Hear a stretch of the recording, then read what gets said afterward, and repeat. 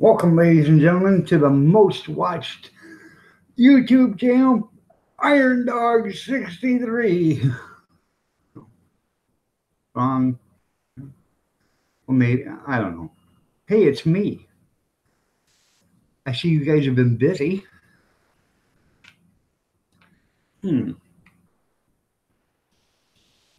Bobby Sprinkle, Michelle Koyak, Ron Neitzel. Good morning, good morning, good morning, good morning, everybody. Nice to have you here. Marie Kaplinger, you're looking lovely as ever. Michelle Koyak, you're looking lovely as ever as soon as you get back. Well, you're looking lovely as ever now, but as soon as you get back, you'll look lovely as ever then. Still, now, there, here. To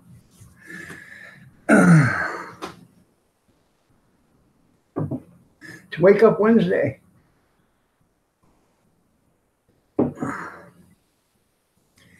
Junkyard, good morning. Hey, nice to see you here this bright and early. Are you guys all sitting down? I have some news you are not going to believe. You tell me if you're sitting down. I don't want anybody to fall over, and pass out and faint.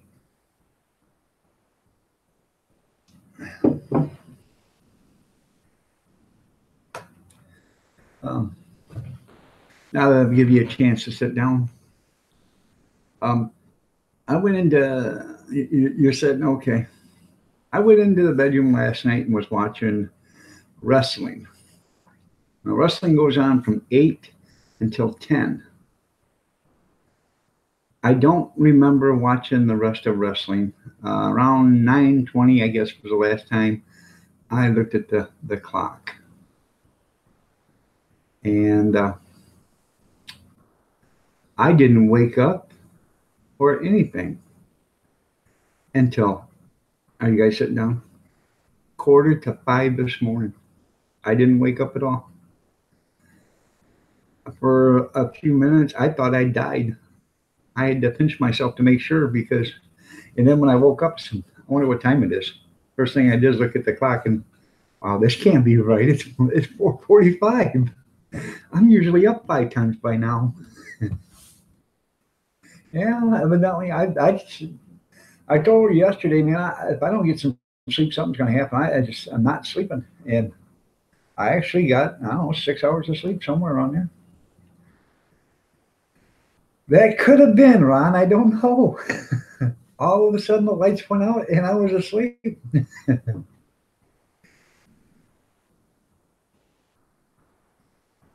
Just a minute, I got to yell at a grandkid that's been in the bathroom way too long.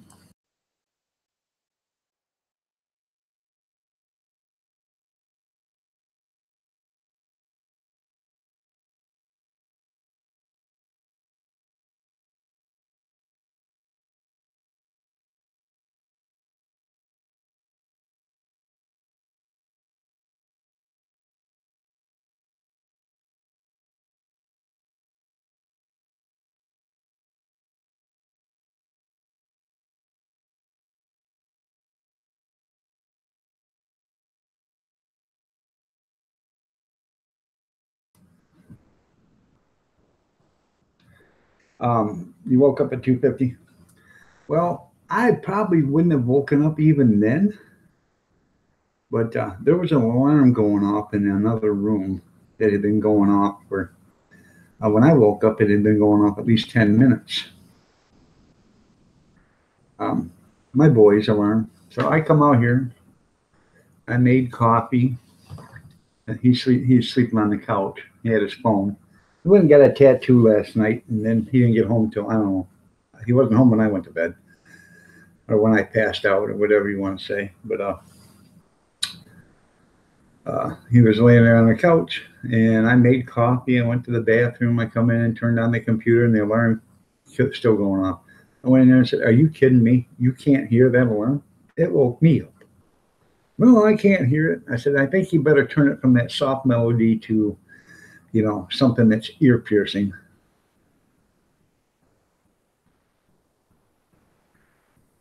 And then I hear when you start, "That's good, Bobby. That is good."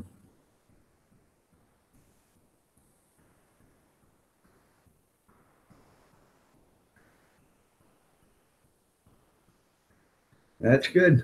That's because you got to get up with Kate, don't you? Yeah. I actually feel a little bit better now that I stopped doing it at 5:30 in the morning and started at 6:30.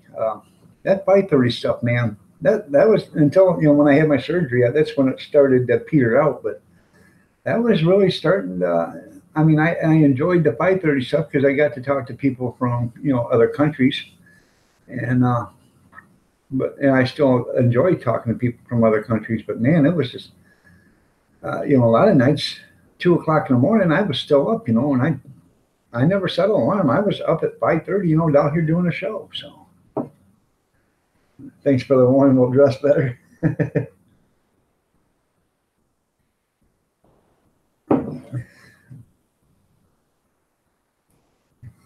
You want to shoot and tie, Bobby? Oh, hell, King Bobby.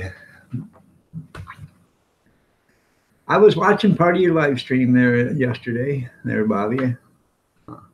You cleaning out the trailer. People say, oh, yeah. She's complaining about all the junk in my garage. My stuff is collectible.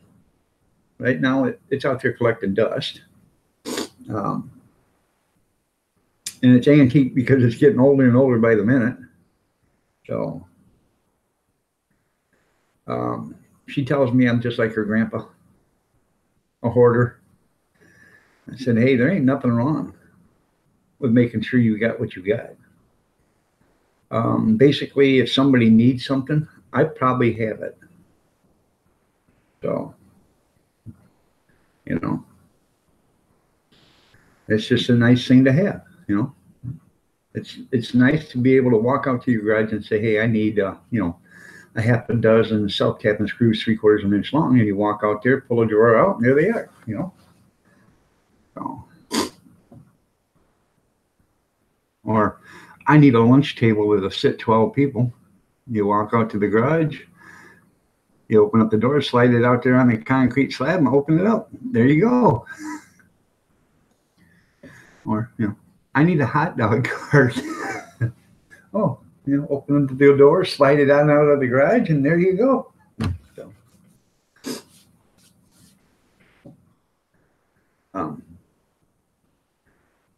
I had to go do the letter of intent, and then I went to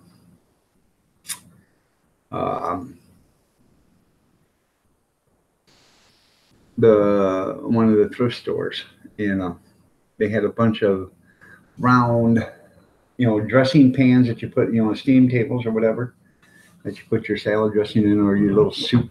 They had 4 of those, and then they had a long one, like this long, and about that big. And they had, had a long one of them. And that one was $3, and the other ones were $1 a piece, but they were all red tag, which meant they were half off. So I bought that, and I haven't got it washed yet, but I will wash it. I bought a coffee cup that made Gene Chambers proud. This thing is that big around. I bet it holds, I don't know, a quart of coffee or a pot of coffee. And it's got a little blackboard on it, and it says, this many days until Christmas. It's a brand new cup. So I got to wash that, and I'm going to start drinking out of that. Then I bought a brand new marinator, still packaged up. And I give $1 for the cup, and the marinator was $3. It's a dish about that big, probably 9x9 or 9x10 or something like that. And it has a lid on it, and it's got a pump. And you put the meat in there and your marinated sauce. You put the cover on it, and you pump it, and that expands the meat and lets it marinate.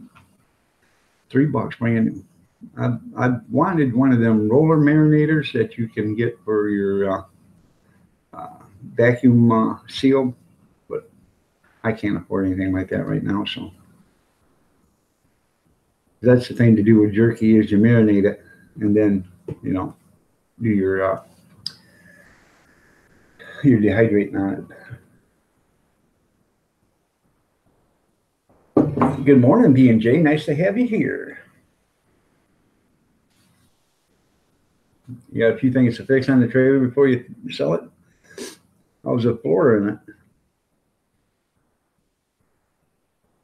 Michelle, good morning, and you're looking lovely as ever. You weren't here when I said it the first time or the second time. So. All right, Jean, welcome to the House of Dog. Oh.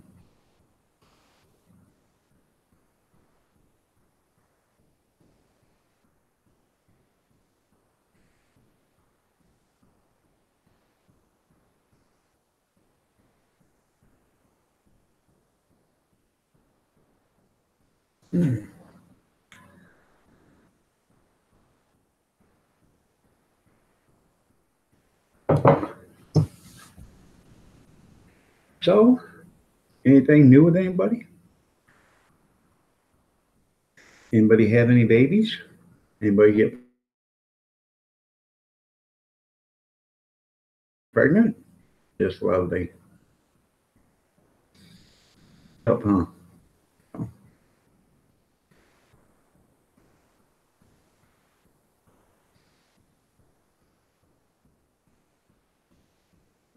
You're welcome, Michelle.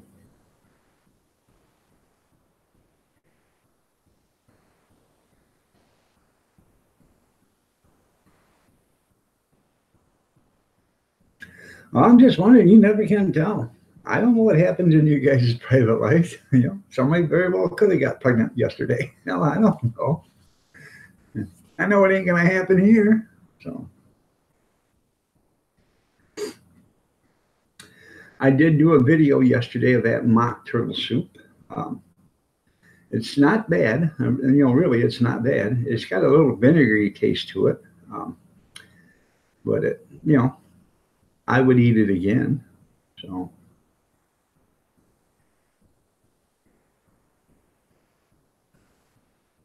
You've been seen by the neighbor's dog.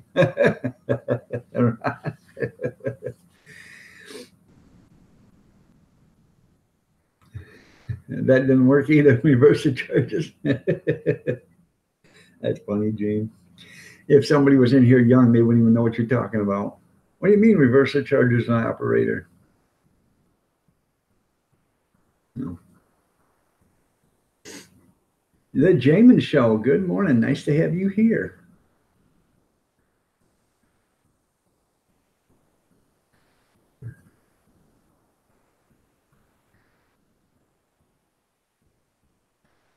So, I just was wondering.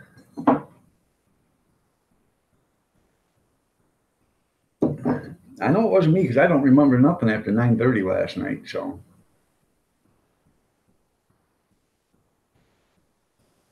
Everything's good there, Jamin. So. You put up a number 10 update last night? All right. I'll have to get back in there and watch them. Oh.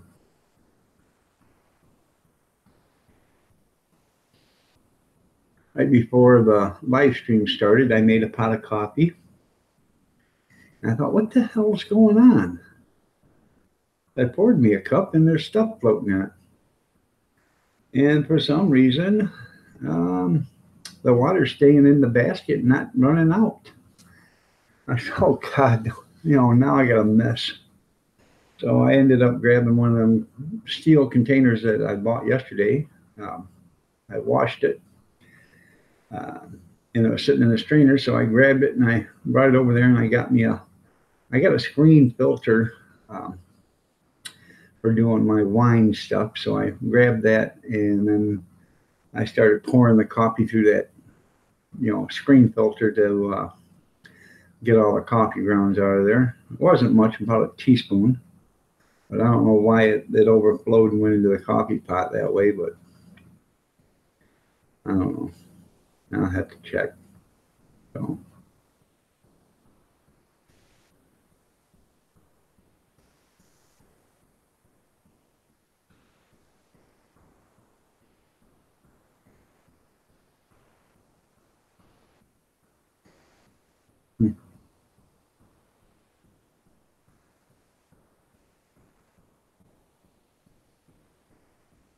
Yeah, he killed that cow with there, Bobby, and all the jokes went with it.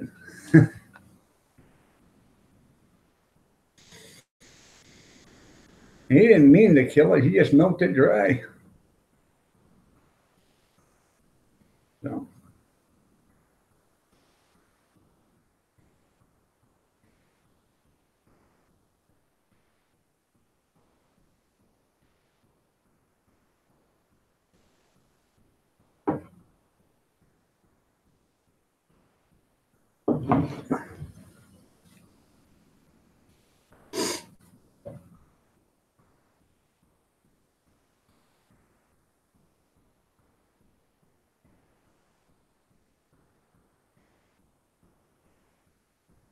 I'll never abuse ice cream after seeing that. Yeah. No.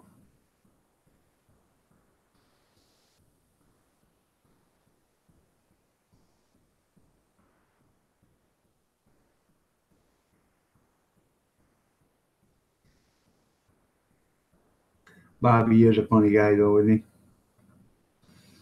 I enjoy watching Bobby.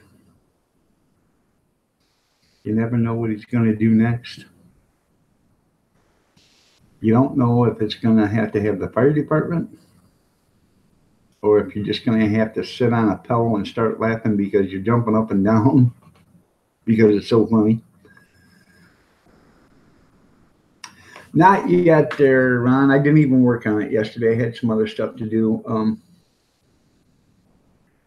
I gotta take the panel out. I was gonna do it the other day and I didn't do it. And I was gonna do it yesterday and didn't get a chance. So I have to get it done here shortly because I know it's probably gonna take 2 to 5, hopefully not 5 weeks, 2 to 3 weeks at least to get parts if I need them. If I can even find the parts. Because this thing is 30 some years old. But I'm sure I can figure out something to make it work. But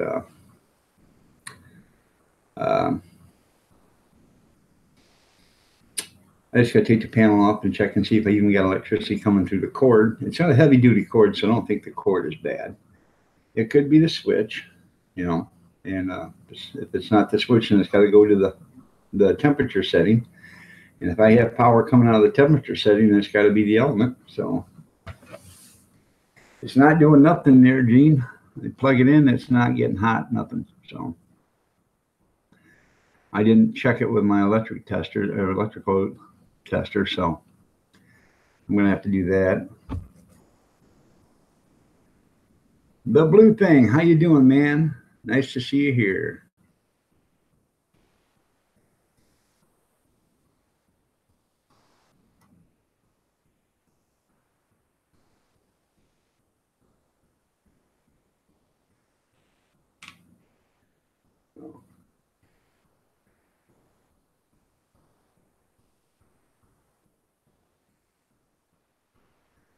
Let's see.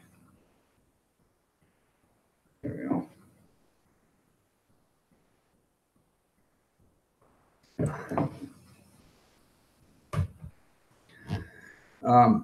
Don't take no offense to this blue thing, but I've been burned a couple of times by people with no content. So I won't subscribe until you put a video up, and then I will subscribe to you. And it's not nothing. There's nothing against you or anything, but there's really no sense to subscribe to anybody if they don't have content because it doesn't do them any good. Google or YouTube doesn't give you anything for having content or having channel followers because you have no content. So if you make a video and stuff, come on in and say, hey man, I made a video. I'll go in and I'll show you some channel love, and no problem. I've been burned a few times by the ones that don't have it, then come to find out that they bite you in the rear end, and I just I don't want that to happen. So, and I'm not saying you would do that. It's just that it does happen all the time. All right, that's good. That's good. Well, because there is two different kinds of people, and there's three kinds. There's content makers, there's content watchers, and then there's trolls. So, but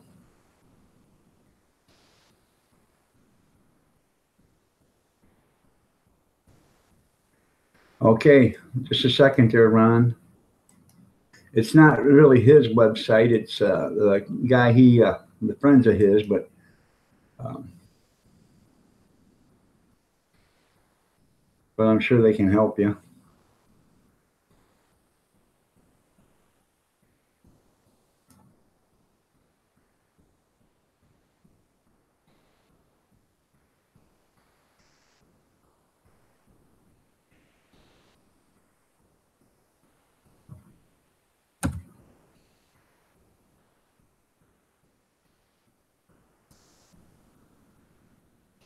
Did you see that hoodie, Michelle, that I put up yesterday? I can't remember if you've seen it or not. Um,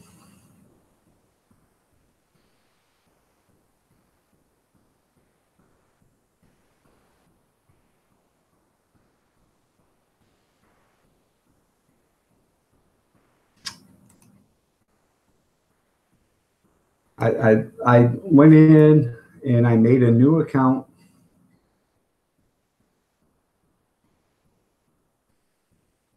Jesus.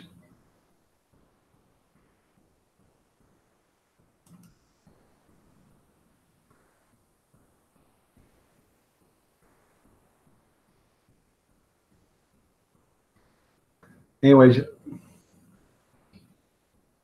I went in and made a new account there, Michelle. And this is a hoodie.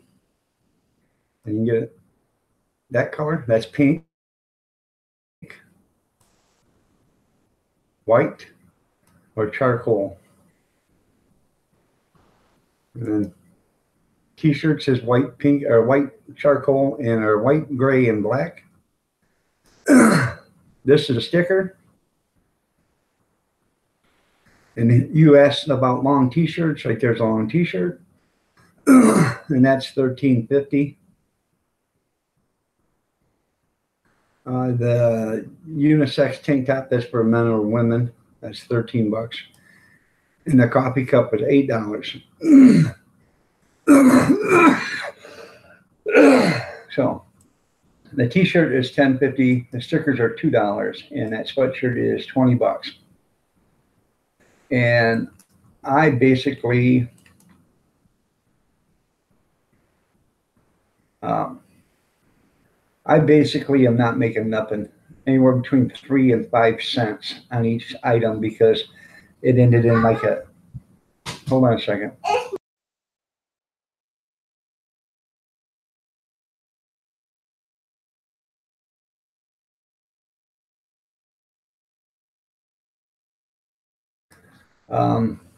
Basically, if something ended like in 1997, I knocked it up to $20. If it was 1543, I knocked it up to 1550. So it's round numbers. So the projected earnings for me is like $3.10 if I sell like 250 units. So not 200, no, 120 units or something like that. So I'm not making nothing. So I didn't do this to make money with. So, but if you're interested in those, so, well, thank you there, Jamin. So.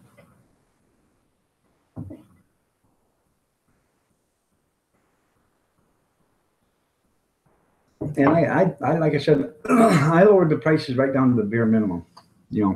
Instead of an ended in a 97 or 99 or something like that, I knocked it up or 49 or 47. So everything's rounded off.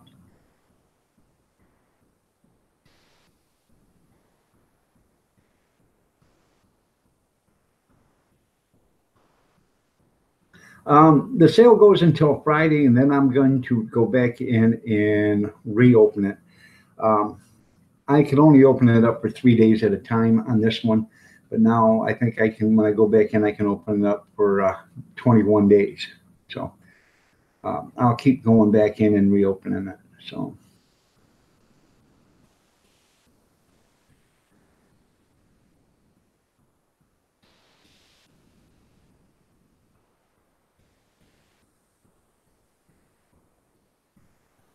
So.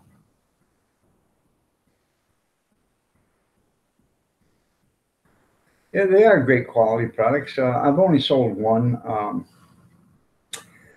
Sandra's Homespun Life owns a T-shirt, so she got the first run of it. So, in fact, she has the only one in the world because these are different. Uh, Hers, the Iron Dog 63, is in a different kind of font than this one is. So, um, or you can go back into the other one. That's I still have an account open. You can go back into that one, and it will let you buy the original. But the original is uh, the prices are higher because I made it. I put it a couple of dollars extra on this. So like the coffee cup was $11 or something, and now that's $8 here. So I didn't sell any, so I wasn't making any money. So piss on it.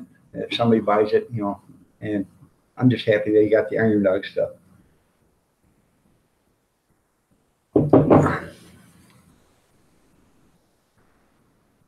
So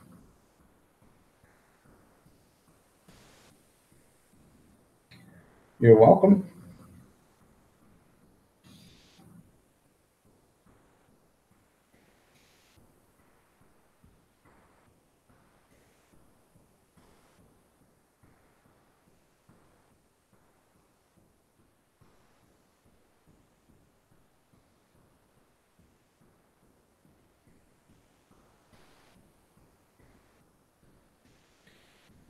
I wish I could figure out how to make the design, the writing curve around, but I'm not technical like that. I tried and tried and tried. I don't know how to do it. So.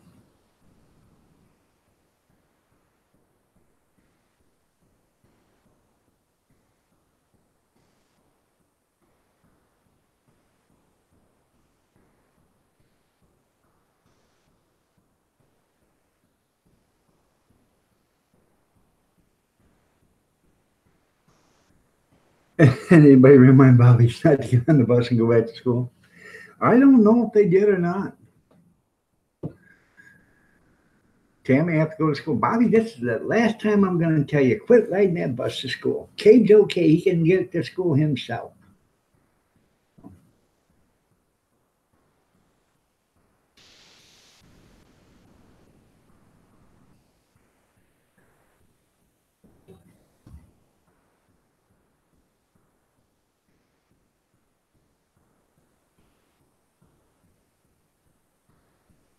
Um, I'll give you the. Uh,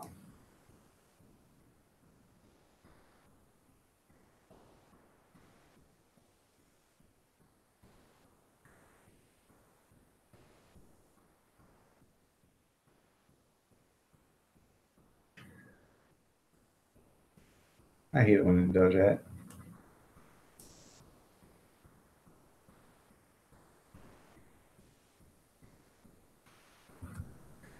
That is the website right there, my page.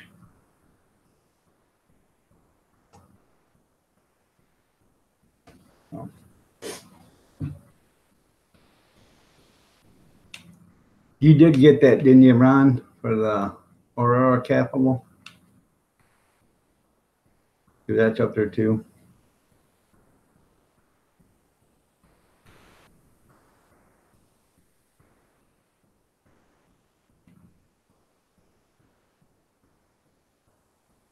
I'm not getting on the bus. Tammy driving me. Me, me, me, me, me, me, me, me, me. Bobby.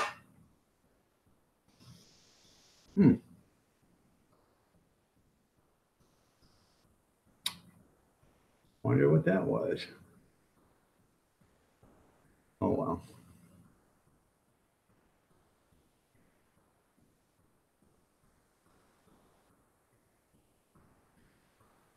Texting, driving while driving to school. Huh. They catch, well, I'll catch them or somebody watch them do it. All right there, Jalen. You have yourself a great day, man.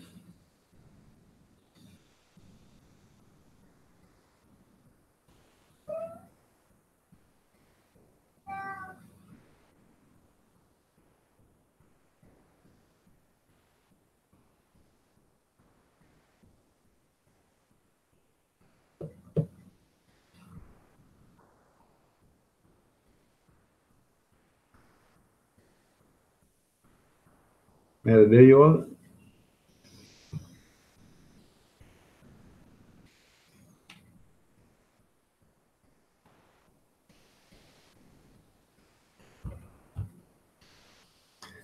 You know who videoed it, don't you, Junkyard? It was somebody that can't text and drive. That's who videoed it. Look at that guy. He's texting and driving. You know what they were doing there, Junkyard? They were videoing driving at the same time they were watching him text and drive. Look at him. He's videoing. He's texting and driving.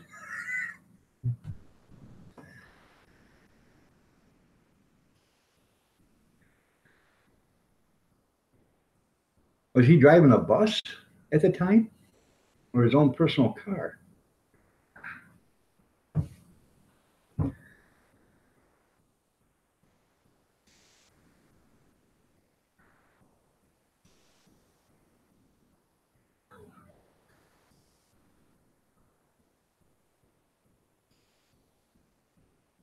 Yeah, the one I just give you is the one you can find everything I just showed you. The mug, t-shirt, long sleeve, that's all there. The hoodie, it's all on that one thing I just showed you.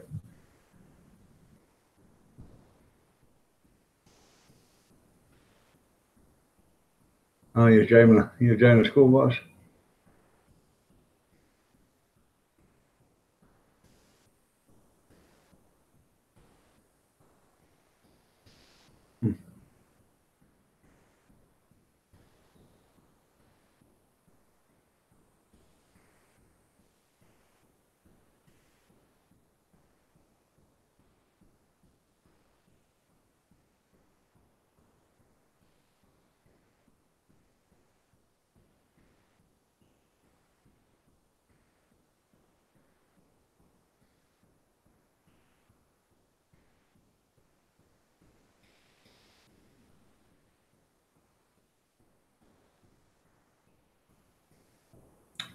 Well, I don't think he should have been driving a school bus while texting, but you know,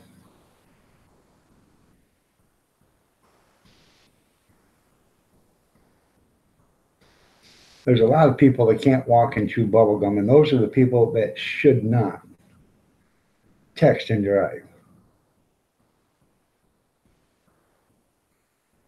They're pretty. Those the reason why those people are mad is because they're the ones that can't text and drive either. And he got, um, I was a truck driver, man. I used to text and drive all the time. Sit there and text while I'm driving. If you know what you're doing and you know how to drive and you have the mental capacity to pay attention to two things at once, it's not a distraction. It's no more of a distraction than talking on the phone. But see, in the federal law, truck drivers can't talk on the phone either. They have to use a Bluetooth because say it's a distraction. It's not a distraction. A truck driver knows more about the surroundings of everything that's going on than anybody that drives a car, that's never drove a truck, that's never been a professional driver. Sure, there are some professional drivers out there that suck. They mainly work for Swift. And the initial Swift stand for, sure wish I had a fast truck. Shut up, will you? I'm freaking trying.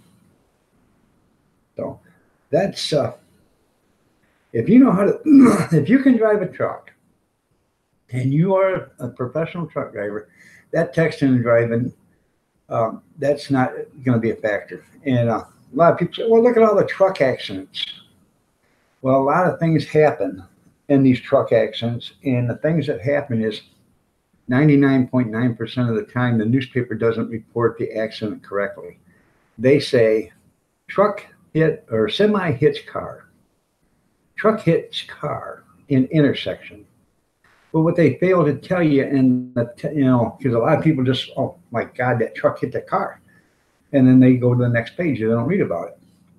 But what they fail to say is the headline should have said, "Stupid ass in car runs red light, gets killed by truck driver."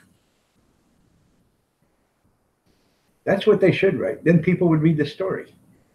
Because at 99.9% of the time, leave me alone. Try to keep reading them. Get to everybody, yeah. But 99% of the time, it is the car's fault. Sure, sometimes it's going to be the truck's fault. But truck drivers today, they have to go through drug testing. They have to go through training, hours and hours and hours of training every year. There's so many rules. They're only allowed to work from this time to this time. There's so many hours a day, So the truckers are getting better and better and better. They're supposed to, at least. So.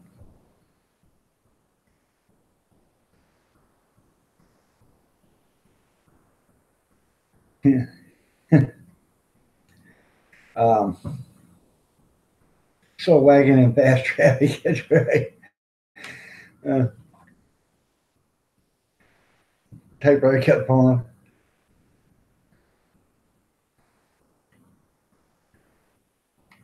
Well, if a student had been driving the bus, I don't think he'd be a student no more. That would have been Grand Theft Auto there, I think, junkyard. Slow wagon and fast traffic, yeah.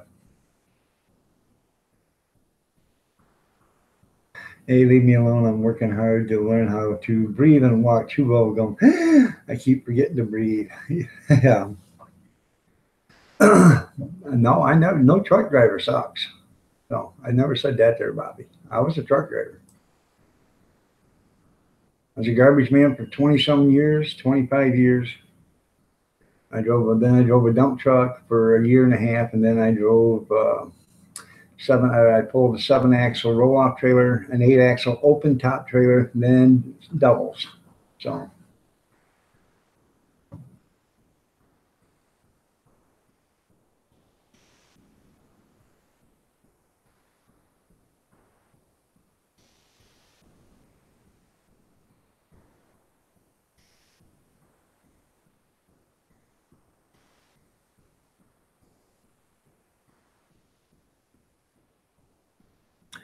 But that's the problem with, a lot of people today. Well, thank you. Northern Steel.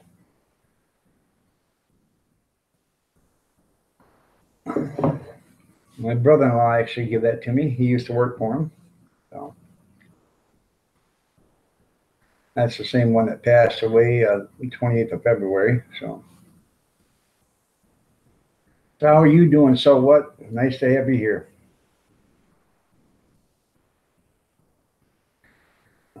Was your dad a truck driver or just a steering wheel holder? Because there is some steering wheel holders. Those are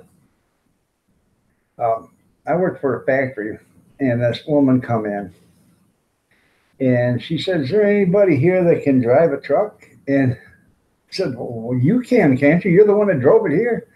"Yeah, I can drive it." This is no lie. This is what she said. "I can drive it frontwards, but I can't drive it rearwards." So then she couldn't back it into the dock. So Kevin was working on the dock. He went out there and he backed her trailer in for her. So he was both a truck driver and a steering wheel holder. Well, you can't be both. You can only be one. Truck driver is not a steering wheel holder. So, but You'd be surprised how many actually um, go to truck driving school. They're there for 3 weeks. They drive probably 250, 300 miles in a truck during their instructions, and then they let them out. Yeah, you can drive. Everyone duck. That's right. I believe truck driving school should be a year-long course. Okay, and it should be put on by companies that are hiring. They should have to have a person train a person for a year in all types of weather: rain, snow, sleet, ice, hot, sunny, dark, whatever. Because these guys that are going to truck driving school, they go during the summer or whatever. They have no idea what it's like once you get that thing on the road and there's black ice on the road, or there's ice on the road, or there's 2 inches or 4 inches of snow on the road. So, or it's raining cats and dogs out there. So,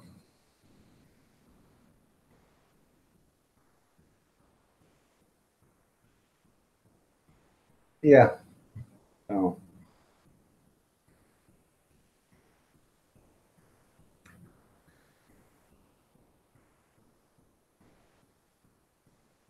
yeah. And use a boom truck.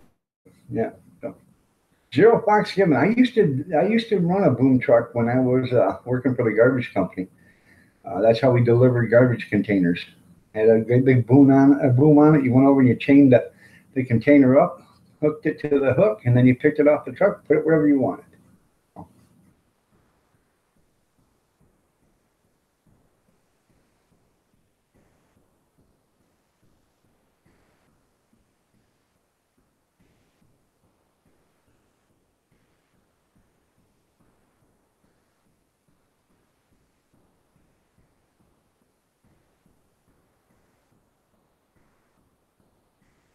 You ever get cussing? Yeah, because it was the truck's fault because it wouldn't put it, wouldn't back the trailer right, right? So, and I'll tell you right now, when I first started, I sucked trying to back a trailer up. I really did. I really sucked trying to back a trailer up. So, but I learned. So,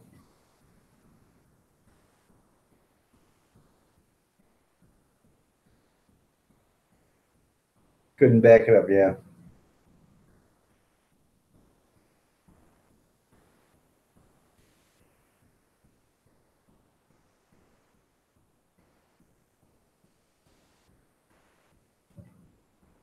And why were you the other?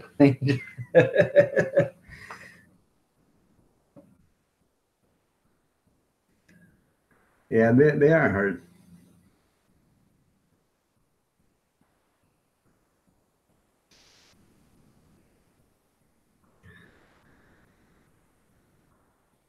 Had trouble backing up a car.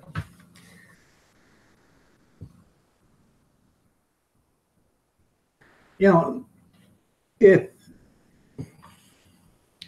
if you are backing up a camper or something or a trailer, and you get it straight, a lot of problems with people. They start backing up something. They got the car like this or the truck, and they're trying to back some. Get it straight as you can first. That way you can see both sides. If you're an amateur, if you're new to doing it, and then you start backing up, and you can tell when you start looking in the mirrors, you see one side drift to the other. Stop, correct the wheel, and get it to go the other way. So, can't back up my wagon.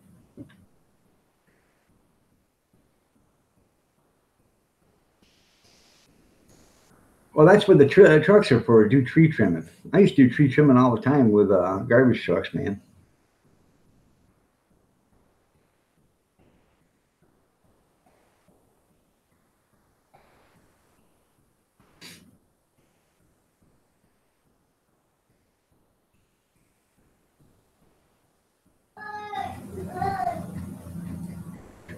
I had I was driving garbage truck, and I had to go in and fill in for a guy. Well, the guy come in, and he left a note on the truck for me. He said, "Be careful. The arms on or the forks on this automatically raise up when you're going down the street." So I get the forks or the arms, and I bring them down to see what's going on, and all of a sudden the forks go just like this. The forks will go into the garbage can and go, Uh, so I bring it down, and I got the forks up like this, and I can see them, right in front of me. And then, they would go down, and I'd bring them back up. Well, that day when I got done, I brought it in and said, "Hey, you got to fix this. Somebody's going to get killed." So the next night I had to, or that same night, or the next night I had to run them again, and they left me a note. "We got it fixed. Everything's fine." So that way I left them up like this, okay? Because I had to drive 50 miles to my first stop. So I left them up like that.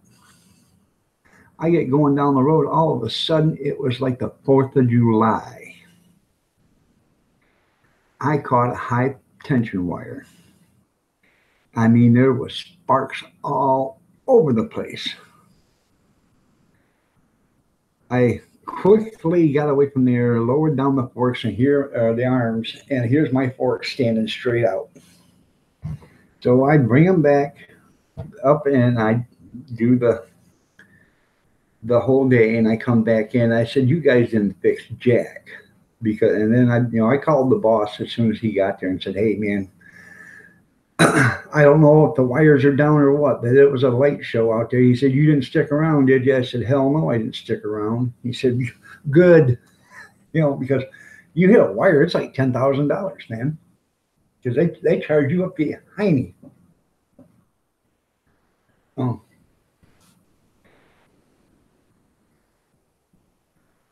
Yep. Trying to back up a hay wagon is like backing up a double trip. But I'm going to tell you something, Junkyard. No lie. No lie whatsoever. You can ask Kevin when he gets in here. I can't remember if it was 5 or 7, but he backed up either 5 or 7 hay wagons into a barn at one time. I'm not lying. You can ask him.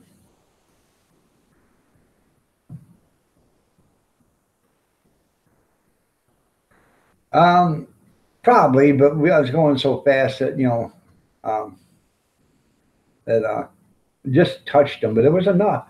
It was enough to throw sparks and everything. Yeah.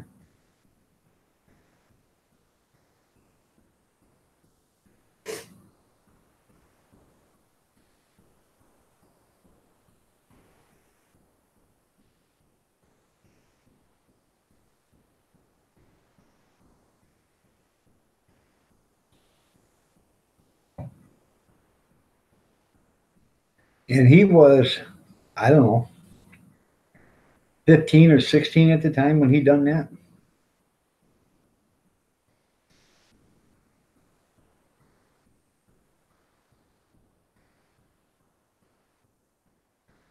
Yeah, it must be like Kathy has a lamp on in case the power goes out, right? They call me Sparky. Well, that's nothing. We had a route supervisor went out there to take do a route for a guy because the guy called in sick, and I was already doing something, so I couldn't do it. So he went in to take the guy's position. In about 2 hours of being on behind the wheel, he backs up, hits about a 70-foot tall power pole, and 3/4 of the city of Tecumseh loses power because this thing come crashing down to the ground. He took off, tried to say he never hit it. Well, it was kind of hard to say you never hit it when they walked around to the back of the truck, and the back of the truck was caved in where the telephone pole had hit it. Or excuse me, where he had hit the telephone pole. All right there, Marie. So See you later there, Brad. Have a good one, man. You're right. You're right, Gene. A shorter trailer is harder to back up than a longer one. So, because the turning radius is a lot shorter. So instead of turning it just a little, if you're backing up a longer trailer, you turn like this. If you're backing up a shorter trailer, you turn like this. So, that's what he tried to say.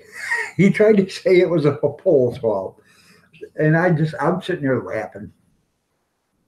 He ain't gonna get in trouble. I mean, he's a route supervisor. Who's gonna write him up? Nobody. I'm sitting there laughing. I said, "Oh." When he got all said and done, I said, "Excuse me." He said, "What do you want?" I said, "I need to take you down for your drug test." He looks at me and he said, "What do you mean?" I said, "If it was me that would have hit it, you'd have took me down to the drug test. Why can't I take you down and get you get you tested?" I said, "Because with that statement, you just said it was a pole spot. You got to be on drugs."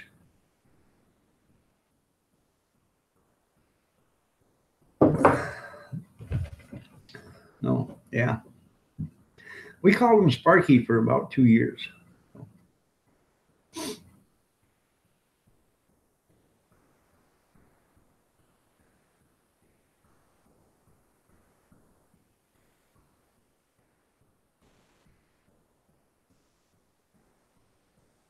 Man, I got to shave. I'm starting to look old.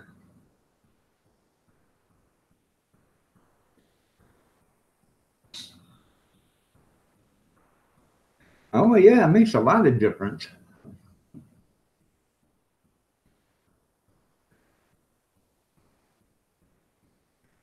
You're right. The smaller the trailer, the harder it is to back up. You guys ever see me back up my hot dog cart? That thing is only, with the tongue and all, probably 8 feet, maybe 9.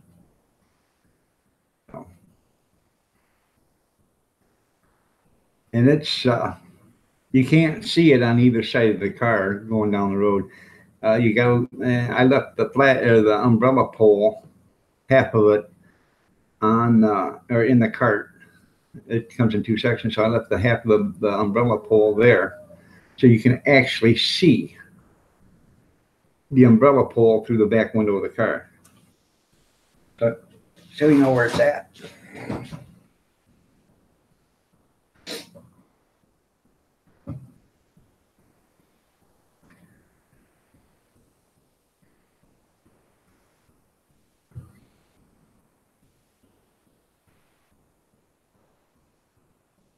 That's funny. He's still mad at you? I went and looked at a F350 single wheel, 1-ton truck, diesel one ton, had a big dent in the quarter panel. And the guy come out and he was talking to me, and I said, "Let me guess." He was backing up a trailer and jackknifed it and hit the side. He said, "Well, you're sort of right." I said, "Well, what part ain't I right about?" He said, "It wasn't me, it was my wife that done it." I said, "She didn't realize that it was coming around to, dent the trailer." He said, "Yeah, but she figured she could turn out of it." I said, "Once it gets that far, there ain't no turning out of it. You better go forward." So,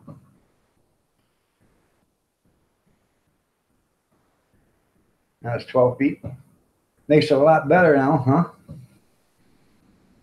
Yeah, that's what I thought myself, She wasn't there to contradict the story, so I almost bought that truck because that was a 2004, I think, 2004 F350 single wheel crew cab, 4-door. Had a camper package on it. 7.3 liter diesel, I believe, with and it was nice. 63,000 miles on it. Now this was back in 2000. I want to say 2008, and I could have bought it for $9,000. 5 years old, and I think that truck was probably a $35,000 truck or $40,000 truck new at that time. but it had that dent in the quarter panel. And yeah, once you get past 90 degrees, you're screwed. So it was a nice truck. I should have bought it. I would have took a toilet plunger to it and popped the dent out probably. Or took it to a body shop and just had them pop the dent out. You know. Are you okay, Big Steve?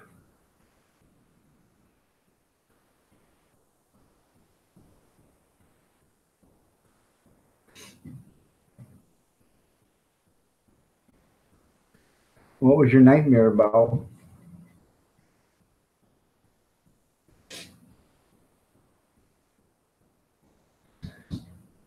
There's a side boob video. Woke you up.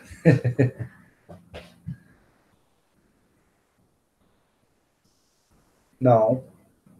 Go sit down and watch TV. You're the one that got up early, so you're going to have to sit there and be by yourself. So, don't wake your sister up. Go watch TV. No, whatever's on is what you're watching. See you later. Goodbye. No. She was crying because she didn't want to watch Ruby and Max. So I said, "You want to watch Mickey Mouse?" Yep. So I put it on Mickey Mouse. About 10 seconds, 20 seconds later, I'm in here. She starts crying. I don't want to watch Mickey Mouse. I want to watch Ruby and Max. So I put it back on Ruby and Max. She says, I want to watch Peppa Pig. I said, no, Peppa Pig is not on. I'm not searching for Peppa Pig because it's not on. And because I looked at the guide already because I would put it on Peppa Pig to begin with.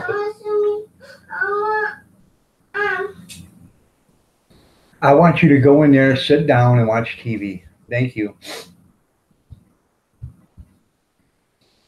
I've given her a small bottle of water already. Peppa Pig is a cartoon. And I've given her a banana, so. No, I have not seen the Iron Dog Rose call for videos from Grizz yet. Well, I'll be right back. Somebody just doesn't know how to be quiet, so I'll be right back.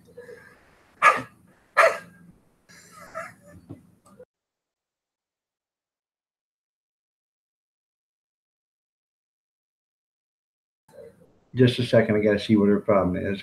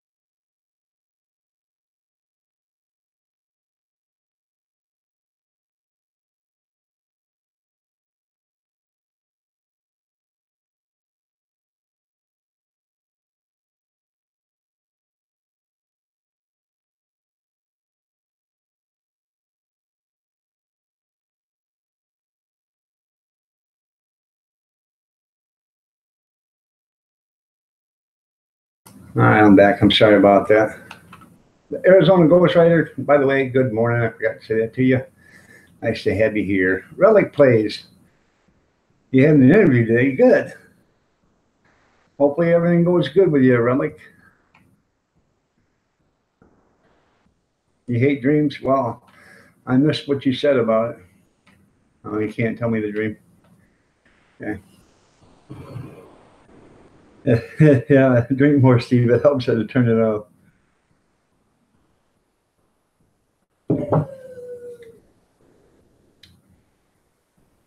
You gotta. So when you gotta go look at that.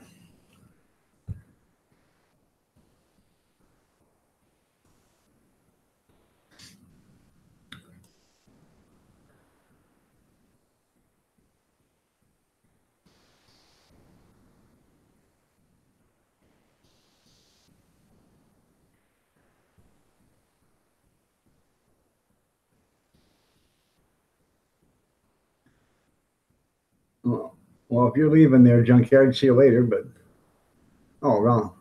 I'm on 11,500. That ain't bad. So when you gotta go look at that.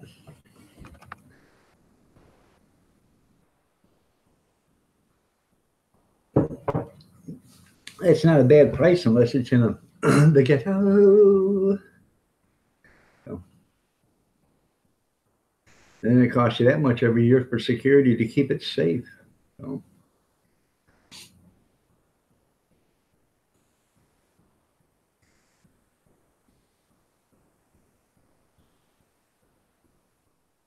Two or 3 years old. Okay. Oh, this afternoon. All right, that's pretty cool. I got to go sometime today, tomorrow, or Friday down to Toledo and make a hot dog supply run. I got to get a couple of cans of chili.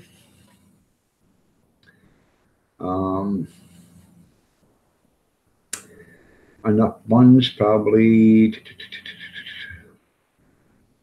gonna end up getting 350 buns, something like that, maybe. Probably end up getting 40 packs of buns.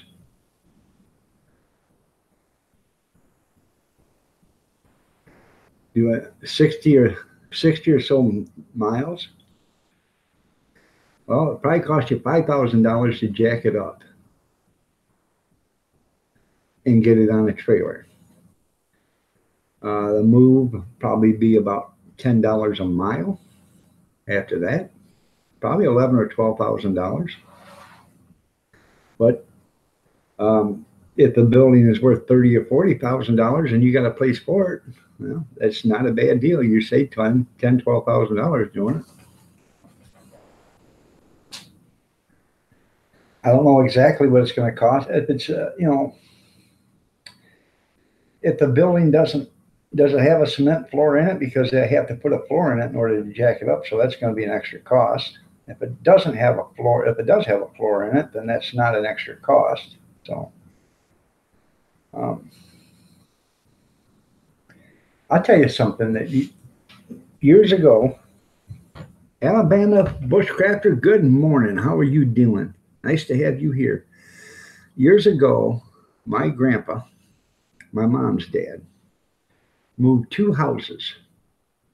Actually, he moved 3, but he moved 2 of them from town. Took them right down US 223, and he hauled them on, now this is no lie, he jacked them all up, and he took 4 hay wagons, and he put them underneath the house, and he tied them all together, and he brought them home with the 4 hay wagons, sitting on top of 4 hay wagons. This is years ago when they didn't have all these regulations. And he pulled it home with a John Deere A. And he pulled them probably 7 or 8 miles, each one. They were right next door to one another. He took both houses, jacked them up. And then he took them down to a place just down from his house, property, and he put them on the property there. He put basements underneath them and put them on the property there. So, and then he picked up one house, and this was a 3-story. So he used 6 hay wagons, and he drove it around the corner, and he moved it practically. Well, actually, he probably only moved it about 150 feet, but he had to drive it around the corner down the road in order to do it because he couldn't go through the, the yard to do it because there was another house. And but he did this all in the 60s, and you didn't need permits, you didn't need, federal inspections and all that other stuff. You wanted to do it, you just went up, jacked it up, and away you went. So.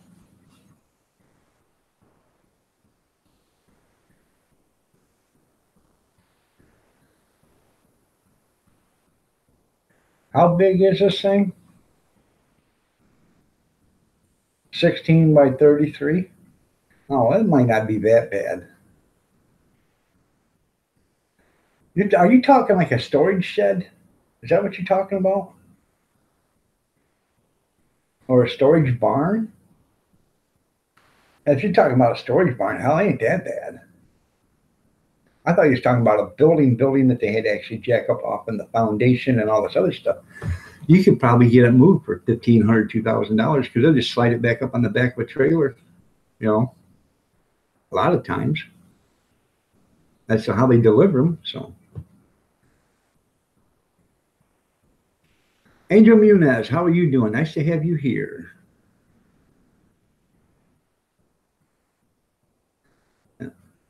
But 16 by 33, you need the permit. The permit's probably going to cost you more than anything because of over width.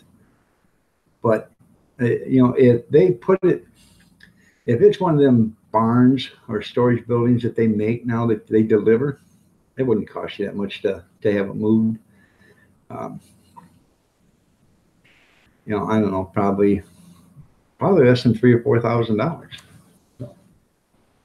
Because the permit's going to probably be around $1,200, anywhere around there.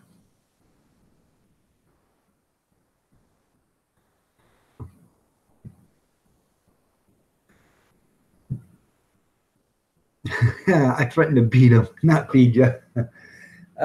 Tyler Park Games, how are you doing? Nice to have you here.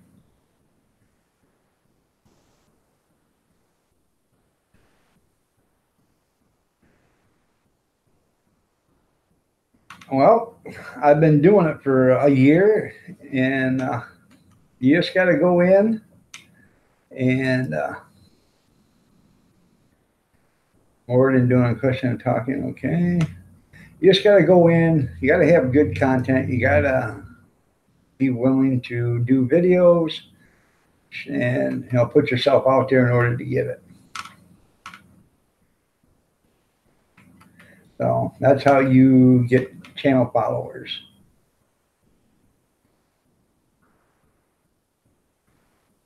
So.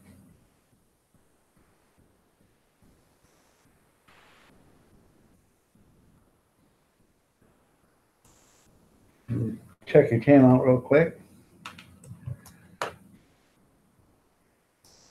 I'm not a gamer, so I don't do the games, but you have a bunch of videos, so I'll show you some channel love. That's how you get them to begin with. So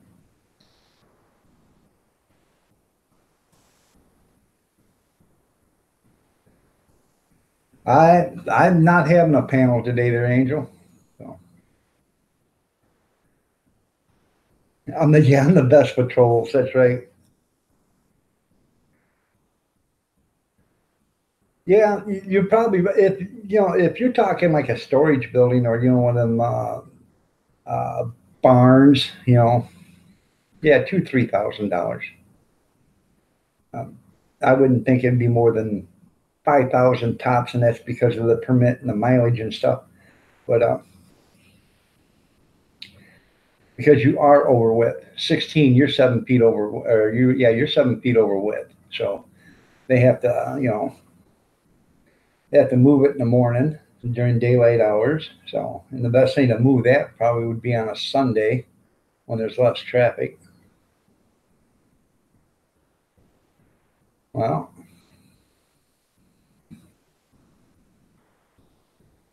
it should be able to move that, Bobby. You're only moving it a few feet. It's not like you're moving it a couple of miles or anything. So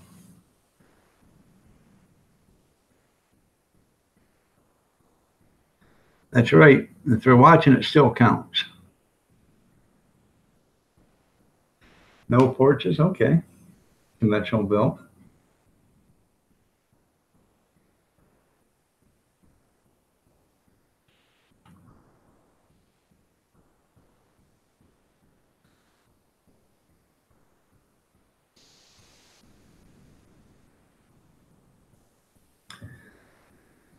Tyler, were you on?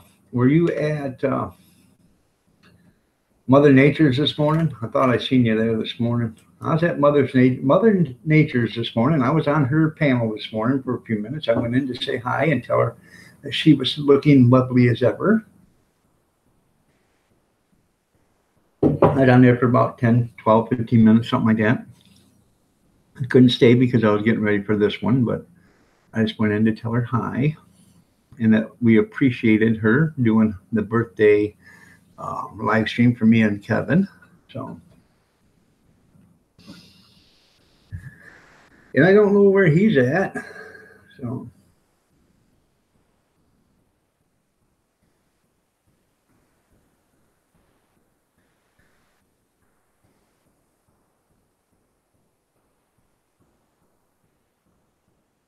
yeah, there you go.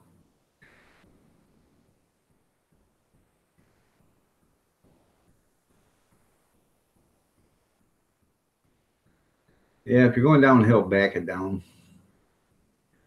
That way you can bail off, or you can try to throw it in first or whatever, and try to get it to go forward to slow down or whatever. Look like an airplane going down the road. Oh yeah.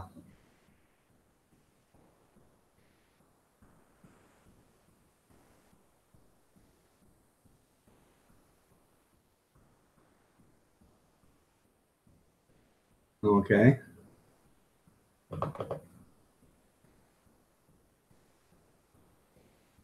You got 2 hours of lunch. Boy, you got a nice lunch system. Food must be excellent there. So, yeah, no permits, of course. That's right.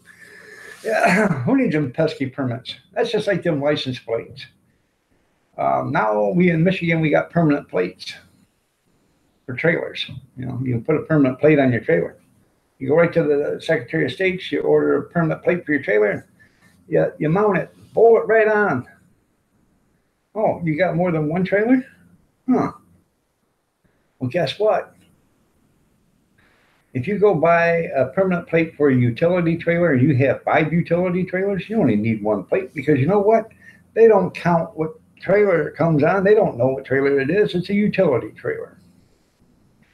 And if they're homemade, they don't have any serial numbers on them. So you can take them bolts out of that plate and you walk over there to the other one and you'd be surprised them bolt holes match and you can put them on.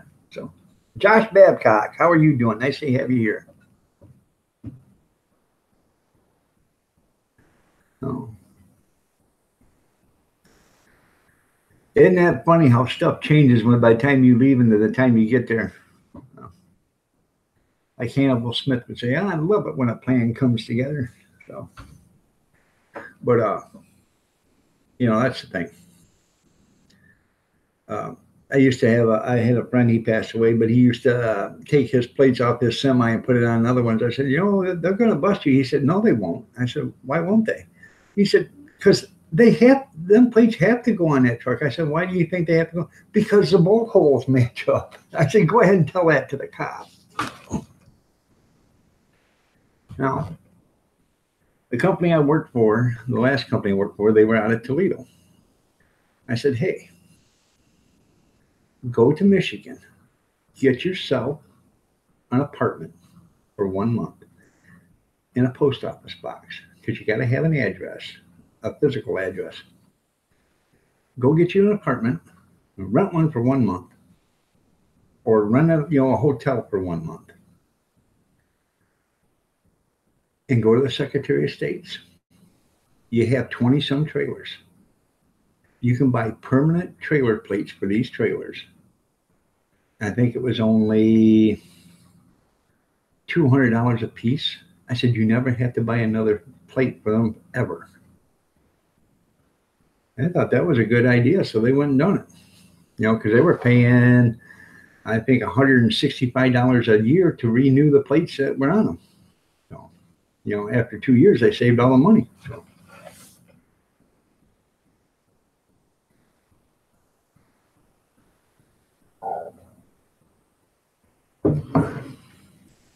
Oh, Mrs. Green's having trouble. Did she finally get some good internet? I'm waiting for her to get the good internet so I can go in and see her. I didn't know if she had it or not.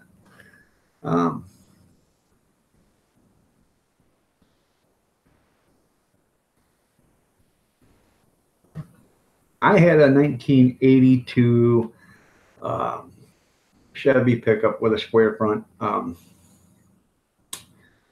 3/4 ton. This thing had 12 leaf springs on each side and the back, and it rode so rough that I went and I custom ordered or special ordered some tires for it, and because I had 16.5 rims. I ordered these tires, and they were about 20 inches wide. No lie, that big in the back. And they had tread about that deep. And the reason why I ordered them that way is so when I went over all these bumps and stuff, it wasn't such a rough ride. It had regular wheels, tires on it, just 1000, and I don't know, just regular ones about this wide. And man, it was so rough riding. It like to threw you out of the seat every time you hit a bump. So I put these big ones on there. Man, it rode like a Cadillac.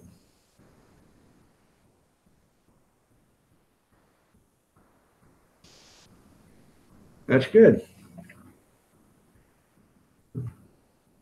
Even on DSL. All right. Well, I know she's trying to get a new internet service because every time I go there and she has internet, it doesn't work. Um, and it'll work for 10 and 12 seconds, 15 seconds, and then it's off, and then on, then off, and then on. So I've been there, I don't know, 3, 4 times. And shake all the fillings loose, you're right. Yeah, I know she had it ordered, but I thought she was supposed to have it by now or something like that.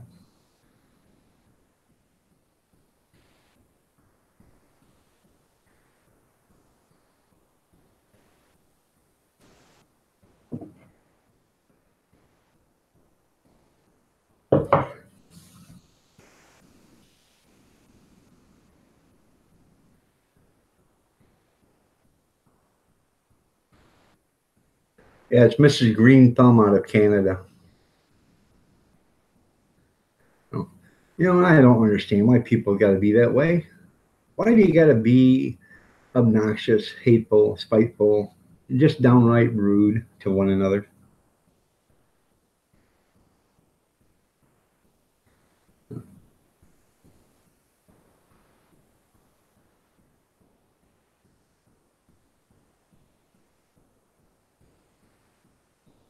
Mrs. Green Thumb out of Canada. It's Mrs. Green Thumb there, Alabama. You're at the you're at the cheese wagon. You're at the bus stop. Remember, Bobby, you don't go to school no more. Stay right there. If you have to, hang on to the mailbox so you don't accidentally walk into the bus.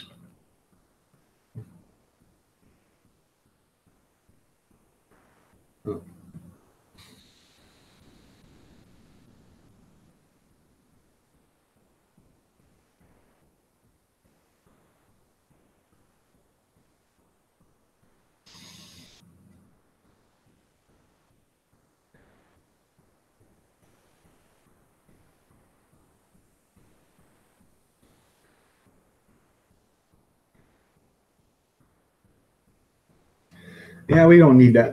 I don't understand why they got to be that way. Yeah, but boosted on Facebook. Okay, that's pretty cool.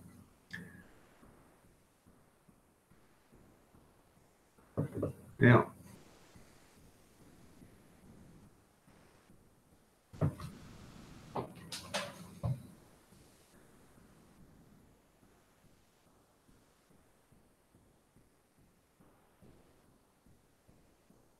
Yeah, you're right. It does hurt people. When people do that, it does hurt. It hurts your channel. It hurts everything.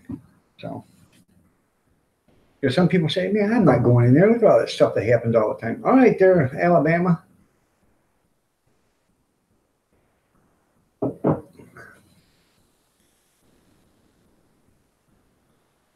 There you go. That's pretty cool there, JD. By the way, good morning, JD. I didn't say that to you before. I'm sorry.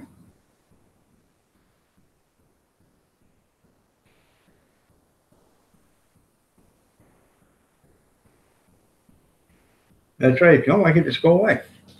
Nobody's asking you to watch it. Nobody's telling you you have to watch it. If you don't like it, don't watch it. Don't come back. That's all you got to tell them. Oh. That's the smart thing to do. Why do you got to hate?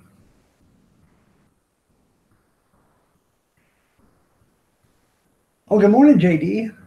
So, when you talk to Allie, tell her I said she's looking lovely as ever, and tell Grandmama she's just precious.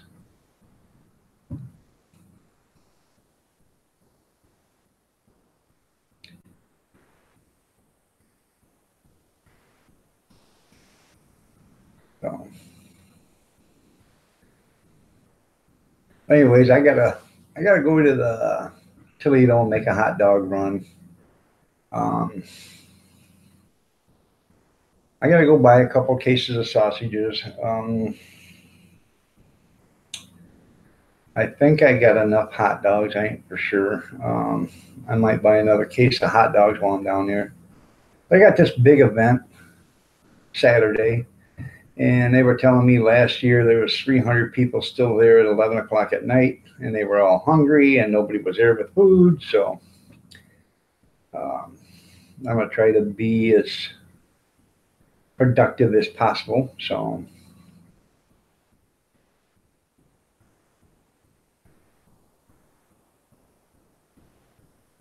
Well, that'd be pretty cool there, Gene.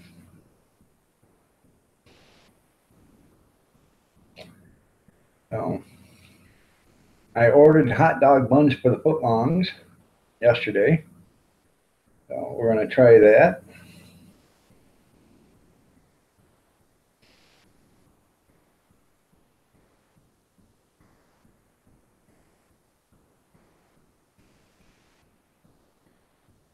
I'm not going to hold the bus for you so you can have one. Wow.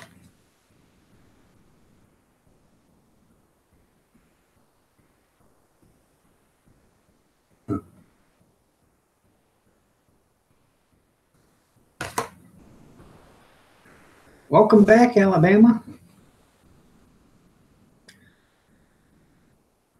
And get my helmet on. Ron, don't lick the windows because they put chemicals on there now. So don't lick them.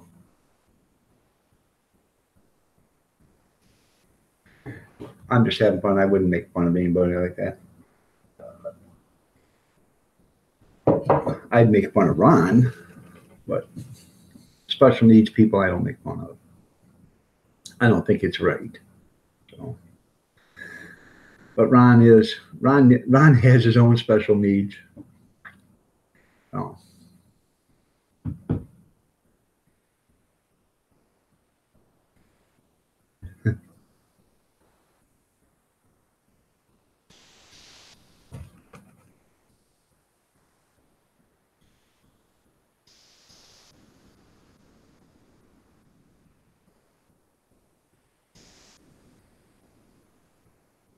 That's funny, Ron.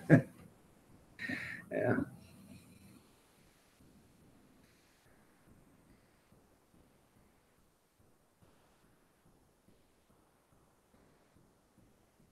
Use your bidet.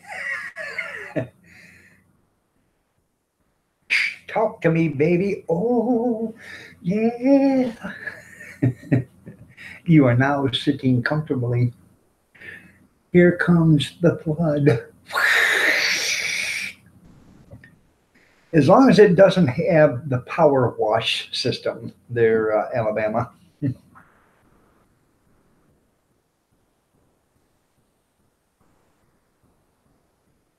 You're right. It is a start. I'll have to watch it there, JD. That's great, man. 420 Dean. I have special weeds. No, I said special needs, Dean. Special needs, not special weeds. Might want to clear your ears out there, Dean. Special needs.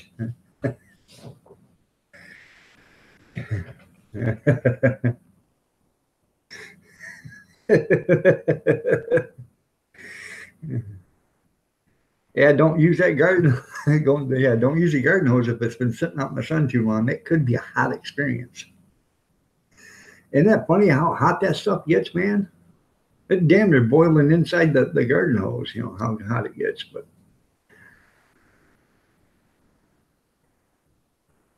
how are you doing, Dean? Are you feeling better? Been a few weeks since I've seen you. So, oh, Ron, your bus is coming. Special weeds for special needs. That's right. Never thought of that, junkyard. So.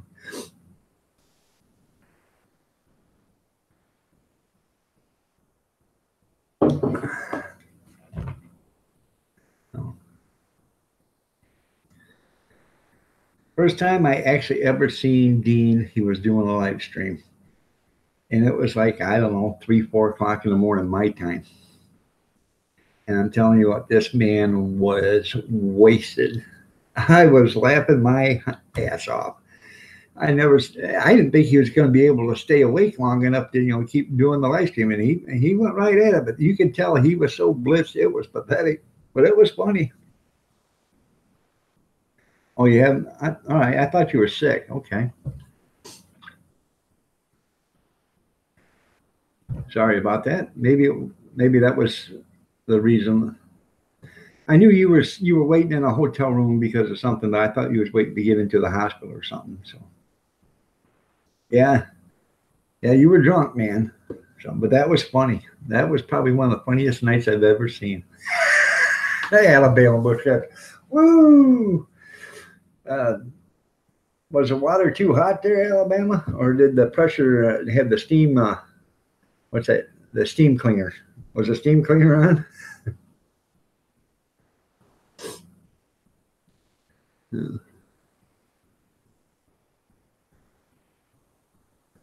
Yeah, it'd be a good name for your weed store. Special needs or special weeds for special needs. You vaguely remember? I don't doubt it. No, I don't doubt it at all. But it was cool.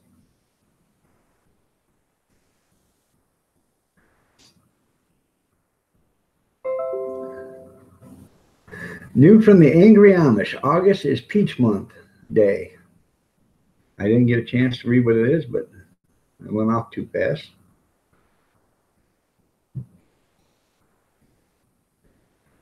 Morning, Ruby Slippers. You're looking lovely as ever.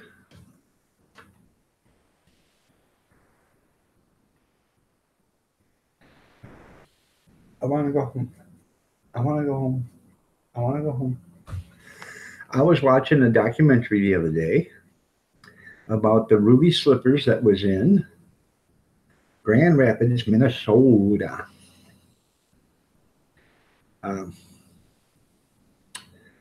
They were stolen from the Museum of the Wizard of Oz because that's where Dorothy actually lived when she was young. It was in Grand Rapids, Minnesota, and it was actually, they took the house that she actually lived in and made it into a museum. And somebody opened up an unlocked back door and stole the Ruby Slippers about, I don't know, I think 10 years ago or something like that. But they opened up an unlocked back door and walked in, stole them. They busted the cabinet open and stole them. But the security camera was off, and so was his security alarm. So that tells me it was an inside job. So he just dropped the deuce. Was it a deuce and a half, Alabama? So, good morning, Dirty Dog Diggers. Nice to have you here. Remember, everybody, Dirty Dog Diggers has got her contest going till the 17th. I still have to get the picture sent in. Until the 17th, send her a picture, go to her channel, look at her announcement video, and follow the instructions on that. Send her a picture of your fur baby, puppy, dog, living or dead, living or deceased, and she'll put it in the contest. And with a random generator, she will pick out a winner. If I win, I get a prize, but she's going to pick out a prize for a dog. So, but I am going to be in it because there ain't no better looking dog than this dog right here. So, hopefully, was you sweating bullets there, Alabama? I hate that when you break out into a cold sweat. And you shake like a dog crapping out peach pits. Ooh. So.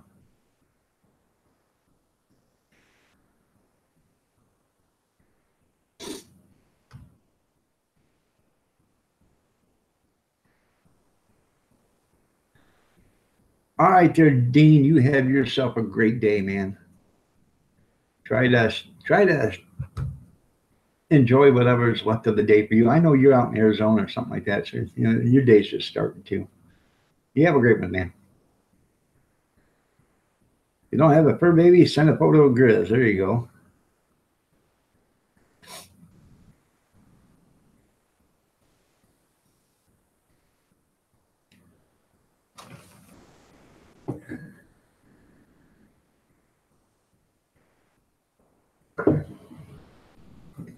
You're welcome, man. You're welcome there, Dean. Take care, man.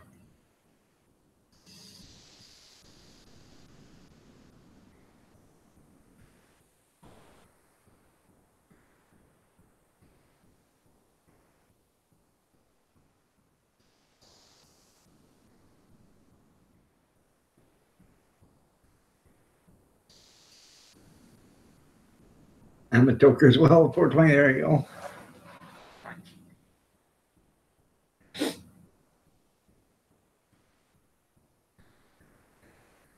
Now, I'm all for, the medical marijuana. Okay. I have a nephew. He was at the reunion the other day. And he's on medical marijuana. I couldn't tell you what's wrong with him because I don't know. But he tells me he's in pain all the time. I thought, all right, you got your medical marijuana, you're in pain. Well, I'm sitting there at the picnic table, and next thing I know, I look up, and he's doing a full court press run on the basketball court about 25 yards from me, jumps up in the air, does a layup, comes back down, grabs the ball again, runs to the other side, and does another layup. Now, this is just me, but if you're in that much pain, how can you do that? Because let me tell you something. There's no way in hell I could do that if I was in pain as much as he says he's in pain. Yeah, I agree there, Alabama. So, if it's prescribed to you, more power to you. But I think he got online and got one of these, online doctors to give him one. Because years ago, you could do it here in Michigan. You didn't have to be seen. All you got to do is call them up. Say, hey, this is my symptoms.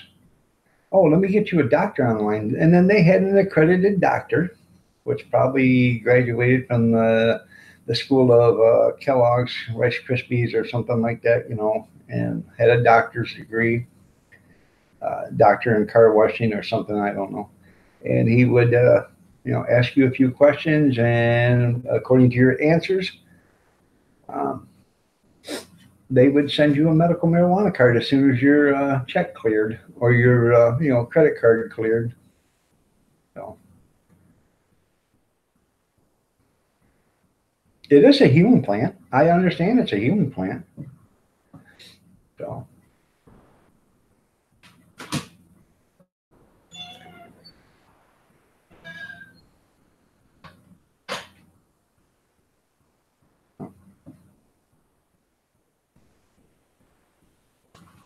good morning, sweetheart.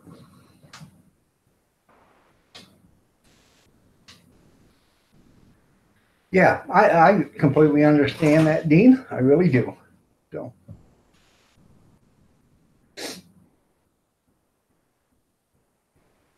And my check bounced, Tim.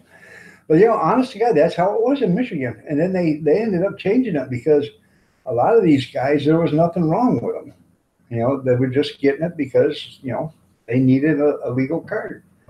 So, like I said, I have no problem with legal medical marijuana. I have no problem with that whatsoever. So, and I don't even have a problem with recreational, as long as it's used as recreational. So.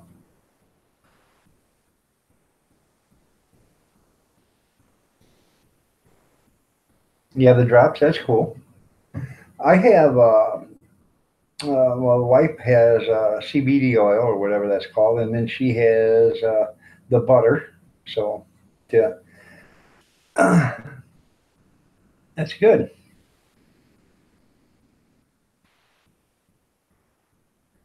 That's what I'm saying there, Ruby. Trust me, if there's a way to cheat people out of it, or there's a way to cheat to get it, they will get it. So, and once you have the card, you're legal to use it. So, in the state of Michigan, you can't do it in public. So, you have to do it in the privacy of your own home. So,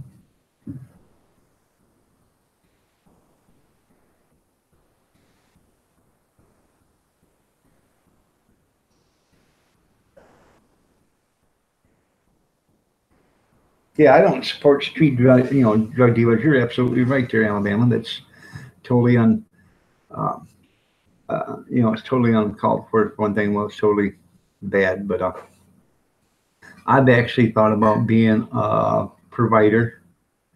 Growing up myself here because I can do it, and I could actually do 6 plants for myself here in the state of Michigan, and I can have, I think, 6 people I can grow for, and that would give 36 plus mine 42 plants, I believe. Yeah. I could, but I don't want to do it. I would never do it in the house because it it does have an odor to it when you're growing it. So I would actually do it outside in a greenhouse or in a shed with a clear fiberglass roof on it. You'd have to have alarms on it because or an armed guard out there 24 hours a day, or an attack Doberman. So.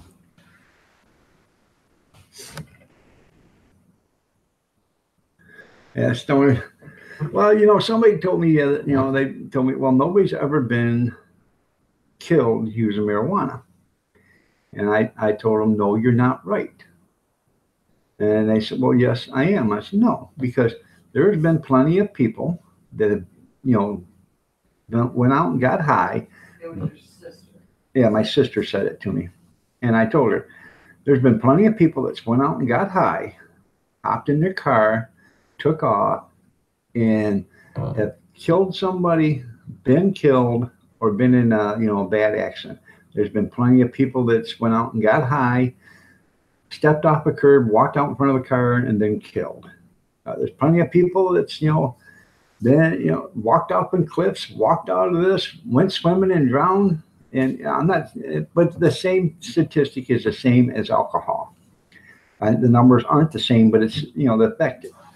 So, if you get somebody that's drunk and they get into a car, basically they are going to probably get into an accident. If you get somebody that's drunk and it's walking down the street, basically they may walk out in front of a car. somebody that's drunk, they might drown. It's the same. They have the same reactions or symptoms or whatever. You know what I'm saying? But it does happen. So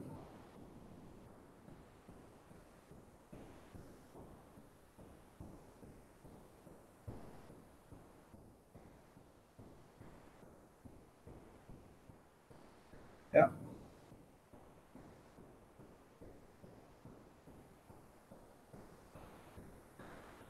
Uh, yeah, it does. I've seen a video where this little girl had a seizure and they give her some cannabis oil in about less than a minute. She was out of it and was acting okay. And I agree with it. If it works, then it should be allowed.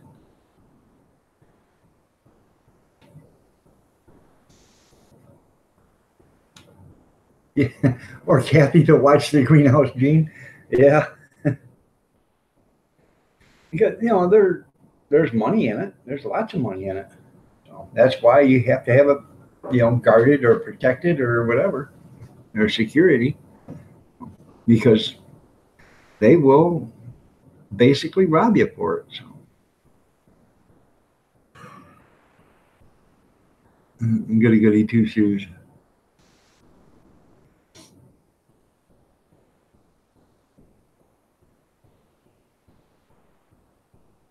You're in Arkansas?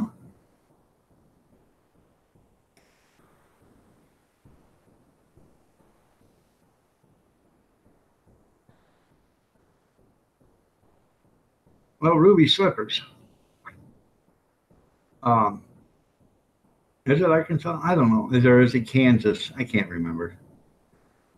I was gonna have Oklahoma tell you. I can't remember if it's Arkansas or Kansas.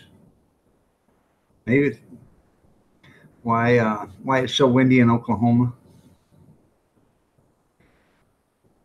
Why is it so windy in Oklahoma, Junkyard? You write it down. I can't remember which state it is. I thought it was Arkansas, but maybe it's Kansas. I don't know. All I know is I live right here. You know.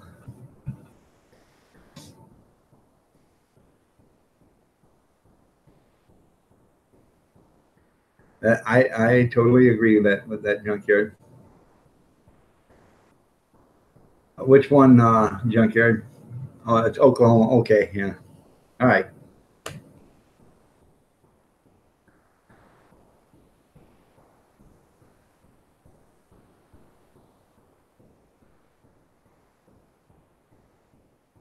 What's the name of the video there, Junkyard? You don't have to. Okay, yeah. Kansas blows and Texas sucks. I couldn't believe it. I couldn't remember if it was Kansas or Arkansas.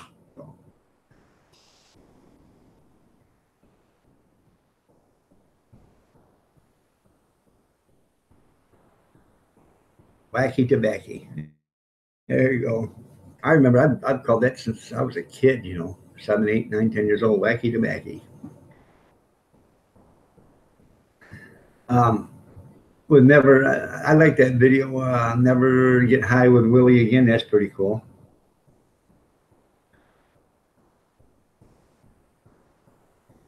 There is a lot of cool science fan 420. Yeah.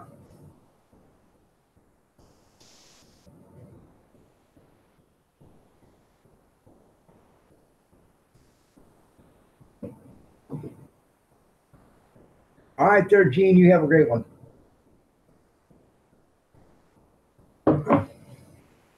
Nice to have you here, Gene.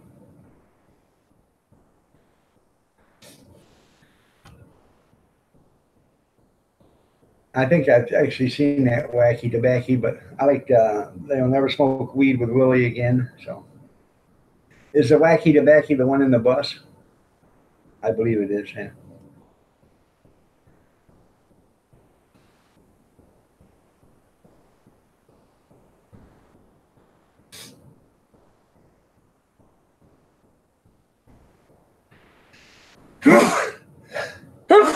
Excuse me. Yeah, I've seen that one. Hippie lettuce, yeah. It blows towards California. Yeah.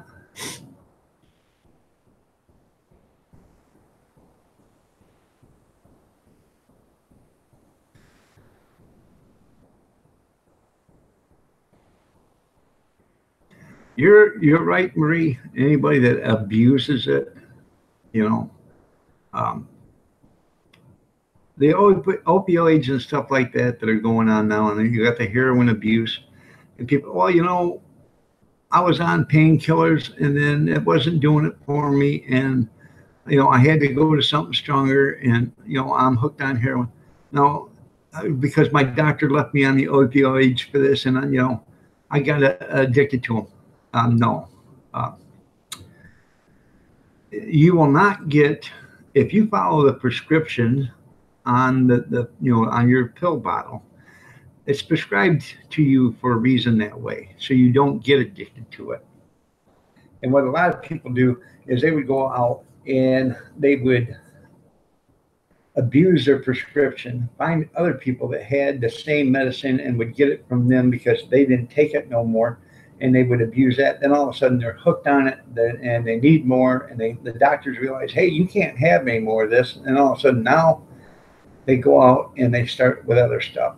And if they took it the way they were prescribed, they wouldn't have that problems. So I have tramadol, Percocet, and OxyContin. I don't take them, but I have bottles of those, or I did have bottles of the Percocet, and they're empty now. But the Percocet I got give to me from the pharmacy. It was prescribed May 8th, and I just took my last one last week. So, and that was around the 8th of August. So June, July, August. There were 60 pills. There was enough for 3 days, 2 a day or 2 a night every night before going to bed. So it should have lasted 30 days. It lasted me 90 days. It did. And my tramadol was refilled July 4th, or not July 4th, January 4th. I can get the pill bottle and read it. But I think it was refilled January 4th, and I just started using those. So, and I don't even take them that often. I've taken, I think, 4 out of there since the 8th of August. So I don't take them unless I absolutely need them. So.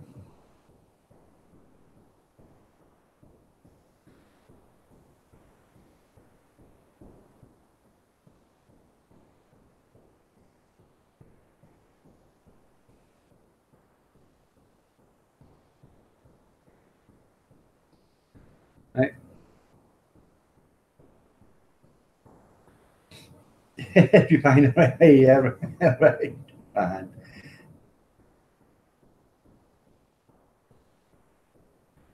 Right, Michelle? But, you know, that's the thing. If you don't abuse your prescription, then, you're fine with it. So, and your physician, when you go and see him, um, shouldn't automatically give you a prescription, refill on that stuff to begin with. So, FFP, good morning. Nice to have you here. How are you doing this morning?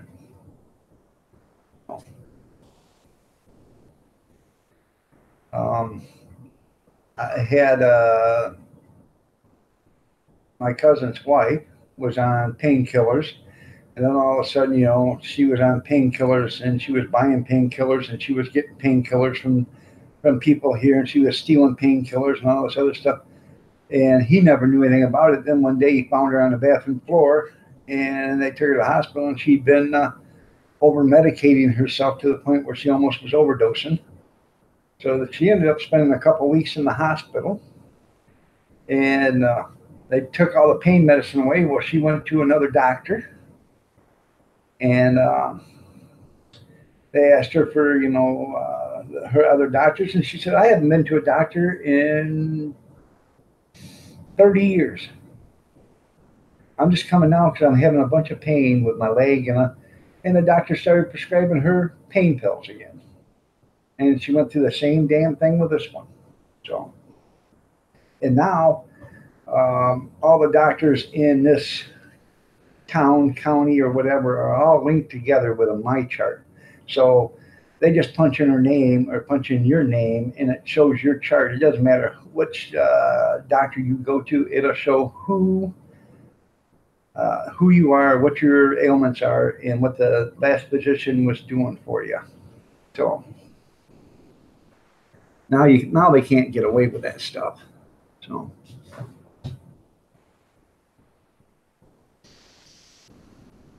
So now, Sharma, how are you doing? Nice to have you here. So, and I think that's actually a good thing, you know. So you can go to any doctor here, and they can look at your records, from another doctor. They don't have to transfer them because they're already there. They're already out in the open. So, and some of these doctors used to get $2 or $3, $5 a page to have your information transferred to another doctor.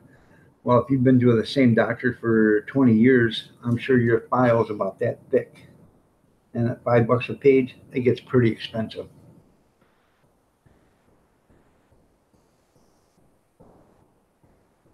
And then there's some people that can't afford to go to the doctor. So.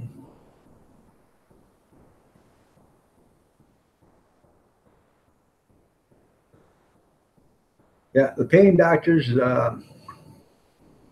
I got one up in Jackson, and they can read my charts from the stuff down here, and that's a totally different medical company.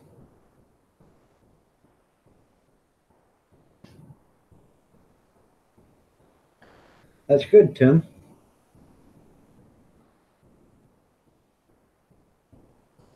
The natural way is always going to be the better way.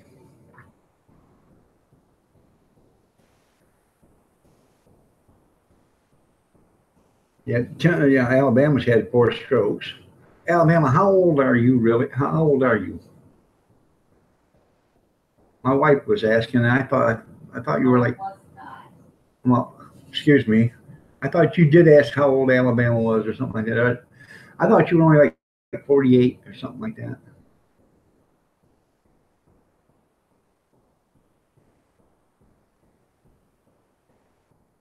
Oh, you did not ask. I'm sorry, and you're looking lovely as ever, Kathy. I could have swore you said, how old is Alabama?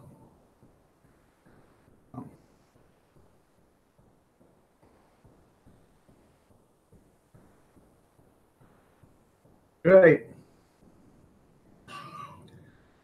A stroke is not an easy thing to come back from. So, you're right there, Junkyard.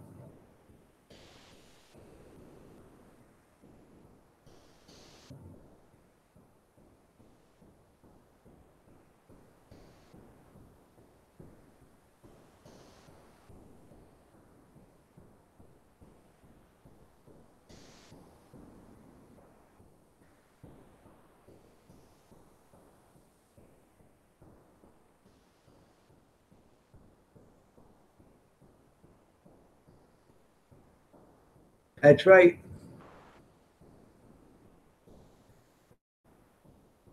Hi, Shy Kathy.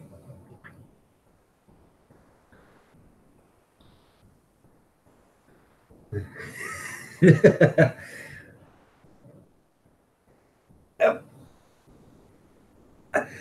It's the first night I never woke up all night long to go to the bathroom or do anything. I fell asleep. It was 9:30 or so when I fell asleep. Didn't get up till 4:45. You came in your Peaches Live today? I'll have to watch that there, Howie.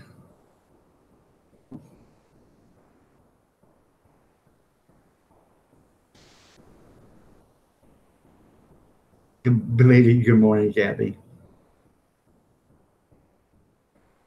Now, how old are you there, Alabama bushcrafter?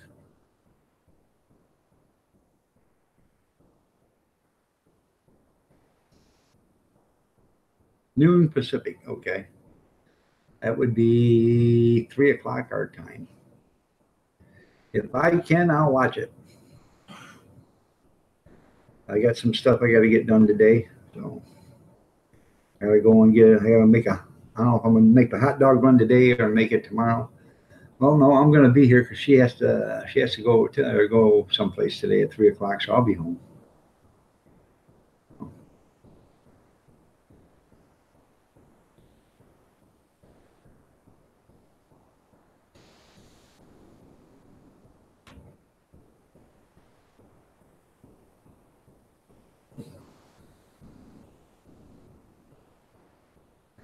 Clean the dang garage? No, no.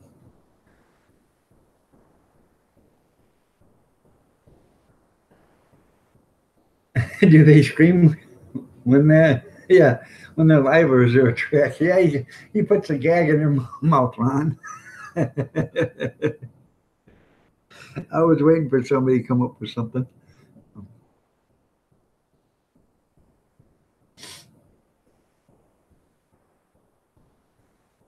That was funny.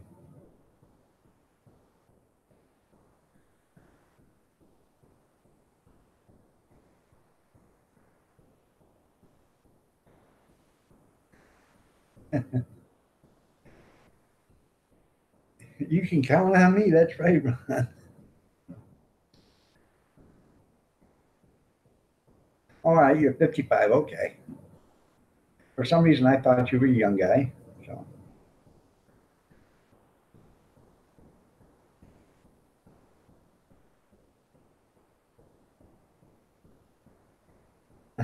Crush them with your teeth. There you go.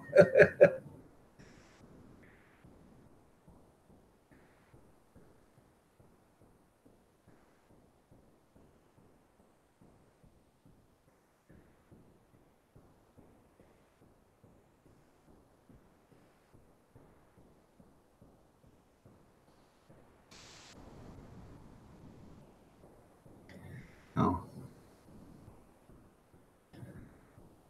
that's right, Tim. You know, when you was in kindergarten, you didn't want to take a nap. When you get our age, oh, nap sounds so good. I want, I want to take a, I want to take a nappy.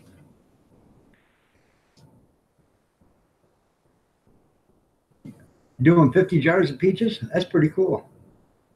I did 42 quarts a few years ago. Um, and I didn't cut, where the pit had been sitting in there, that little red spot in there. I didn't cut that out. People said, "Oh man, they look, brown and stuff." I said, "They're still good. There's nothing wrong with them. That's just a red tint from where the peach pit was there." All these factories, they cut all that, so when that peach comes out, it looks golden yellow and delicious. But you're wasting peach right there. These I can throw in a peach cobbler, and they're still going to taste just as damn good with a little red tint to them as they do golden yellow and delicious. So. Huh? And you're right, honey. Could you give me a cup of coffee real quick? Did you get mine? Yeah, well, let me tell you No. something. I had a rough day with that. No. Oh, I did. Coffee filter or coffee grounds all over the place. I had to strain that all out through a filter. you know what? Yes. Start doing something today. Yeah, it was once. Yeah, everybody was young once there, Alabama. So. Send you to your room if you need a nap. That's right. Nighty night. Take a nap. So. Yeah. You could care less when I was. I had a headache yesterday. See who went in to go take a nap? I told you to go. I would watch the kids. You're a liar. I did too. Tell you go take a nap. I'd watch the kids. No, you did. Did you want me to take him with me? Yeah, I also said I would take them with me to go to the store. Shut So. up before I hurt you on there. Yeah, sometimes a cat nap is just wonderful.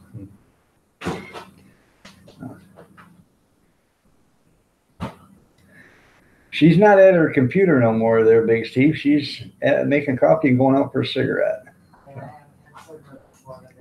She hasn't had a cigarette yet this morning, so.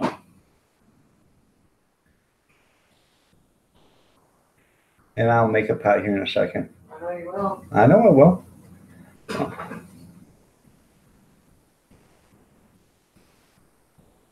Harley, Junkyard says I need a nightcap. There you go. Yeah. You know what? I actually like Bloody Marys. I make virgin Bloody Marys all the time, but I would drink a regular Bloody Mary at night if I wanted to, and that would probably relax me enough to sleep right. So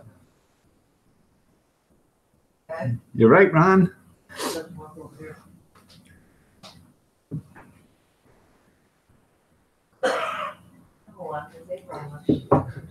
I don't like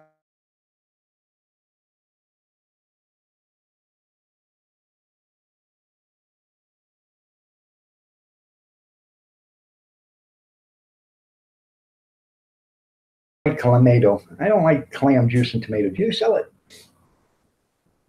It's clamato. It's clam juice and tomato juice.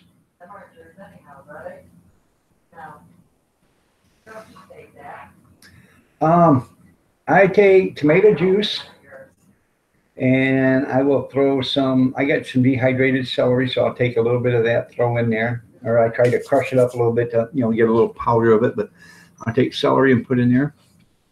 I will take some olives. I'll put like 6 olives in the tomato juice, salt, some white pepper, a shot of Worcestershire sauce, and a shot of hot sauce.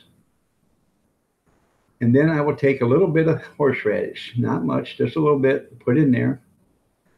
And I will actually take a spoonful of the the olive juice and put in there. I'll mix it all up.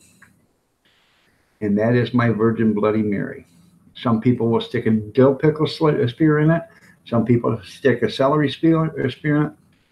I don't need the dill pickle or the celery because I've got the celery taste in there. And if you eat olives, olives are almost like a dill pickle to begin with. They taste just like a dill pickle or close to it. So you get almost a dill pickle taste right there. And that's how I make virgin Bloody Mary. And if I made it regular, I would throw a shot of vodka in it and make it that way. So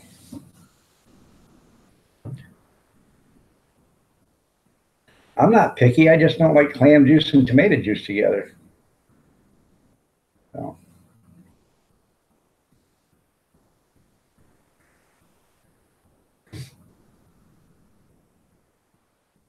I'll be asking a question, and who can answer it gets a large jar of pizza sent to them to eat live on their channel. Okay.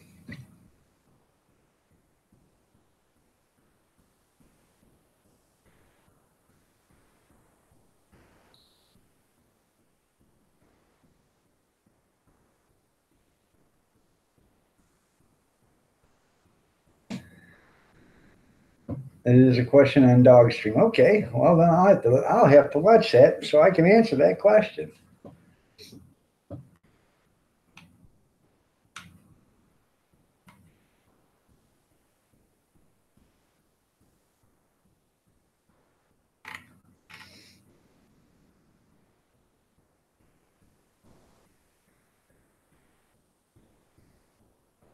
It'd be an open book test. Yep. I'm a pretty smart, pretty smart feller. That's right. I don't fail too many open book tests.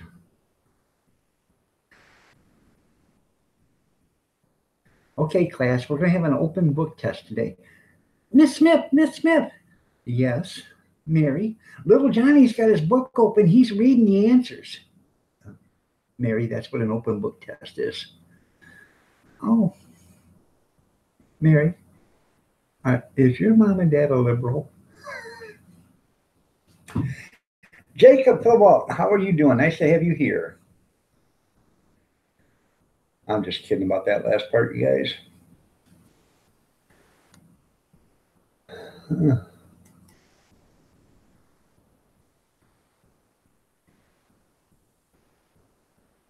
When?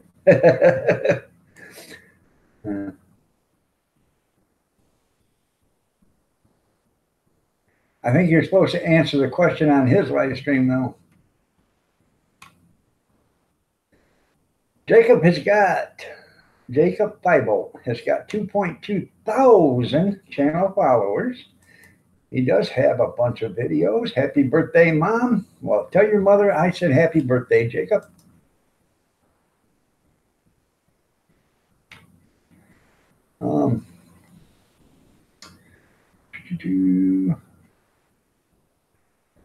The Change Project, new subject equality, Change Project the World, the Change Project Part 2. So, there you go.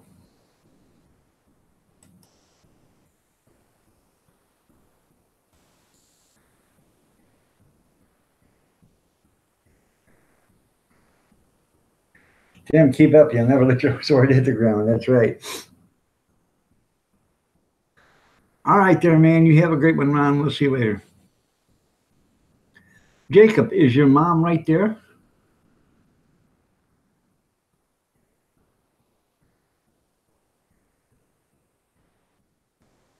Yeah. Keep your sword in the scabbard.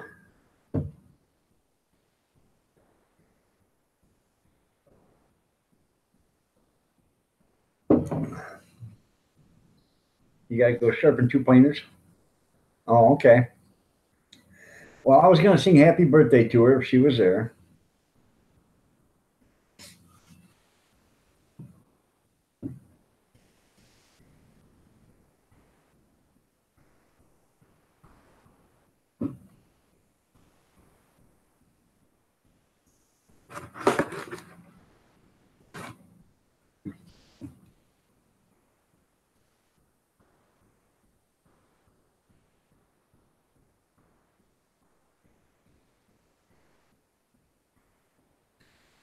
What's your name, Jacob? I'll sing it, and then you can tell her to come watch it. I'll comment on your thing. Happy birthday to her. What's her name? Aaron? Okay. Tell her to watch Iron Dog's video or live stream at 2 hours and 40 minutes, or 2 hours and 10 minutes. I started at 6:30, so it's 8:40. So we'll tell her to watch it at 2 hours and 10 minutes. She can fast forward it right there, and this will be there for her. Happy birthday to you. Happy birthday to you. Happy birthday, dear Aaron. Happy birthday to you. Happy birthday, Aaron. It's his mother, Michelle. So there goes the circle finger. That's right. Tell her, Jacob, to watch my video at 2 hours and 10 minutes, and the birthday song will be there for her. So, Jerry's Wood Shop and Outdoors. Good morning. Nice to see you. Did you tell your daughter and your wife that Uncle Iron said happy birthday?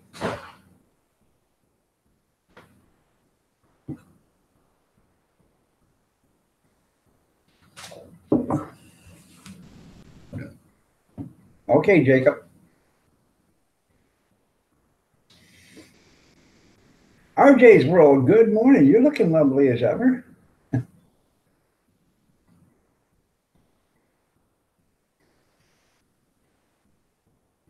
Nice to have you here, RJ. Brenda is her name.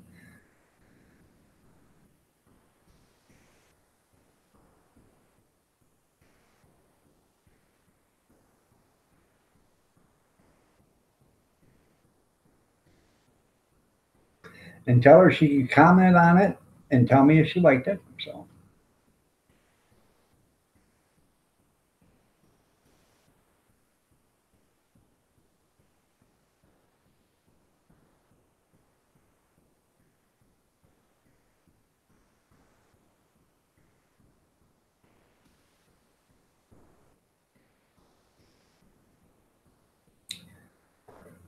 I was watching Jerry's wood shop and outdoors yesterday. He posted a video. It was about AOK, and I can't remember the other one right now offhand. And then he said, "Well, I have to go. Today's my daughter's birthday, and tomorrow's my wife's birthday." I said, "Well, you tell them that Iron Dog said happy birthday, and they are looking lovely as ever." So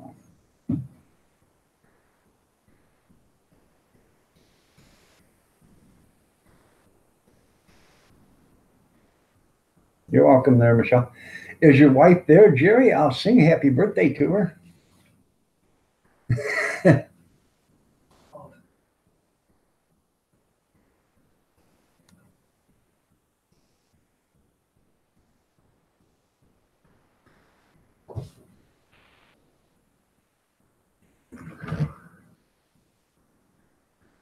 Apparently, I'm a drug. No, you're not a drug addict.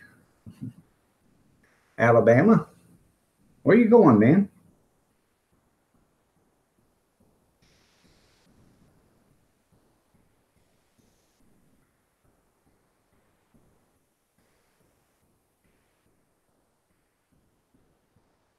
Oh, she'll be back soon. Okay.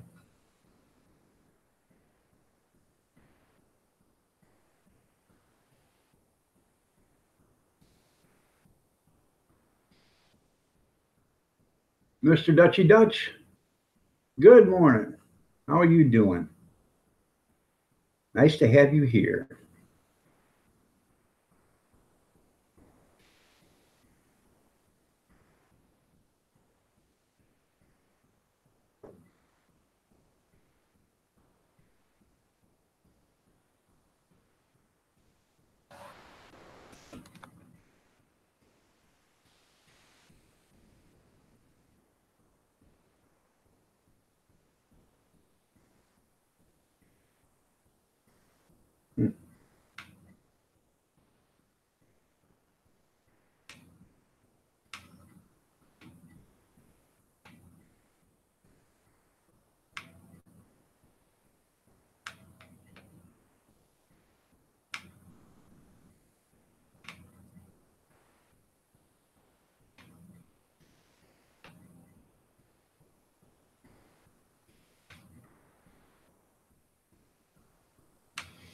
I'm looking through something.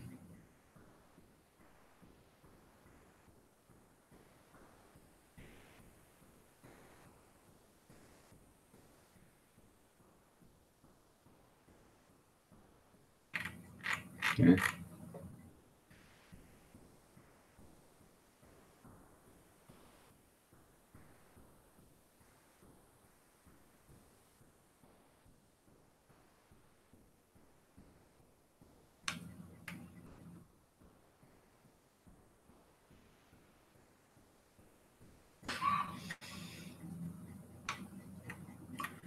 You are wanted. No, you're not there, Alabama. You're fine, man. Reaper Man, how are you doing? You guys don't know who Reaper Man is? His name's Art. How you doing, Art?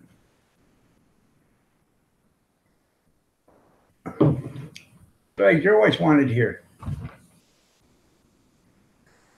I appreciate your service, man. I appreciate you as a human being. So don't let anybody get you down. So um,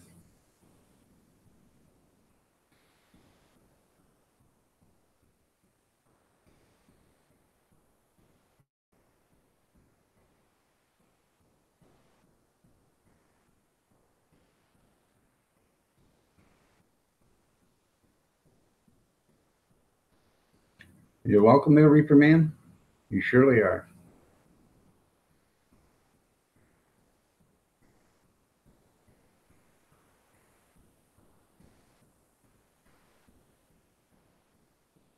That's right, FFP.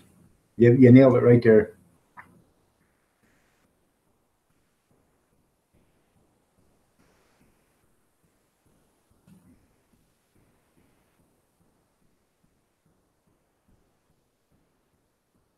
So, any plans for anybody today?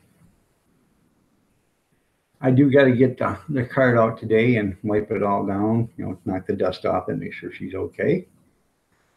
And probably run and get a couple of propane tanks filled. So I have that done already.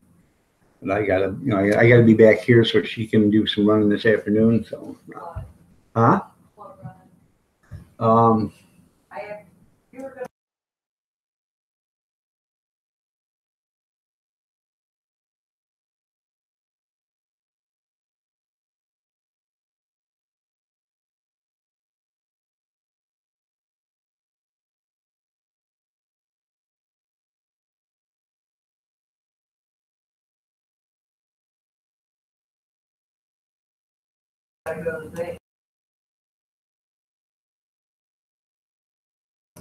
I guess there's a change in plans. I have to do the running for her because she's going to have a couple of more grandkids here. And my son got two puppies and they need somebody to watch them for a couple hours.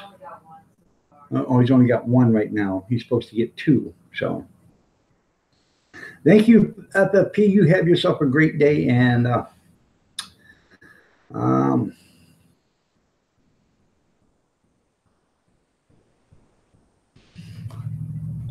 I will try to watch whatever I can when I get back. So, but I have to go at that time, or I will have to go like 10 minutes before that. 10:03, I have to leave, so I won't be able to see the start of it. Hopefully, I get back in time before you end it. So.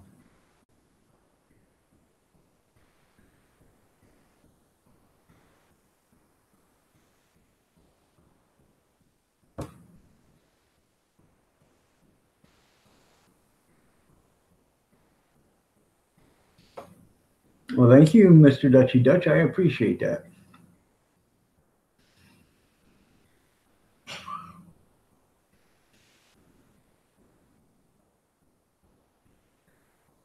Okay.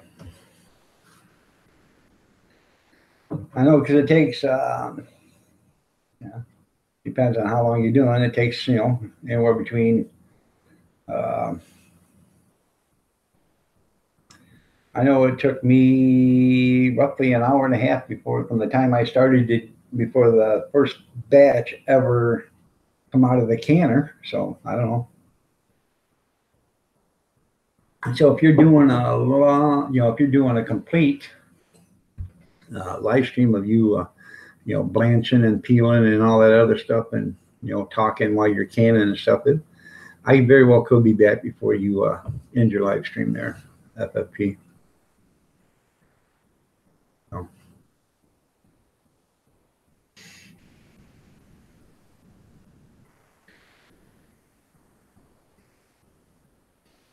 But I will definitely try to make it.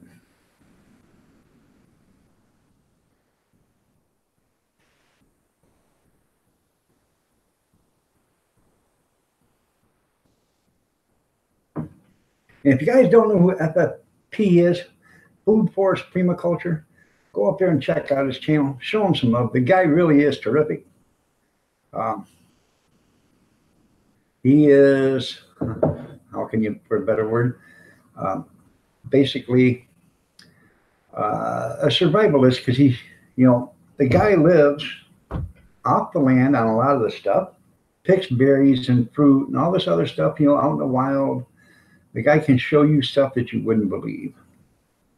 So, and I'm not saying he's a survivalist for that, but he can tell you what Mother Nature provided. He can tell you what it's about. So, well, you're welcome, FFP.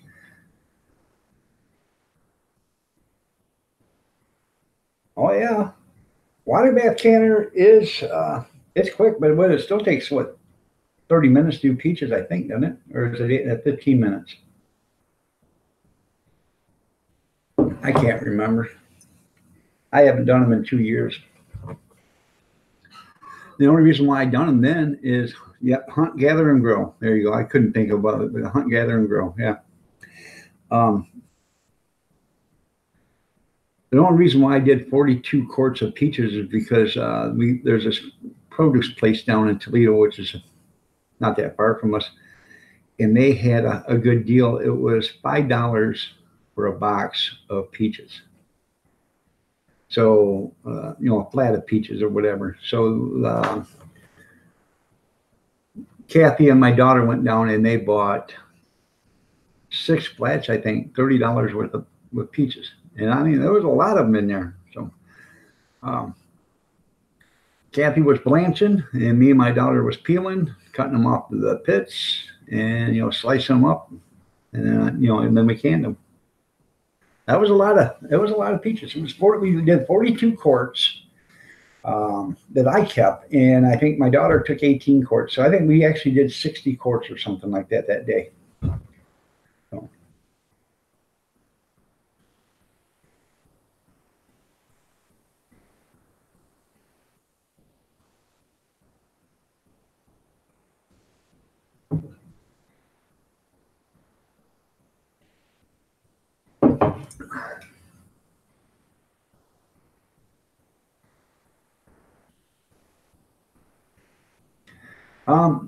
They didn't. The reason why they turned brown is because when you cut the peach in half, you got where the pit sits in there, and that is red. Okay, and all these canning companies, they take a thing and they slice out where that pit is, so it's nice and clean and smooth. I didn't do that. I pulled the pit out of there, cut them up in slices, and threw them in the jar. The only thing that red is where the peach pit was sitting. It just discolors it a little bit, but it doesn't affect the taste of peaches or anything. So, huh?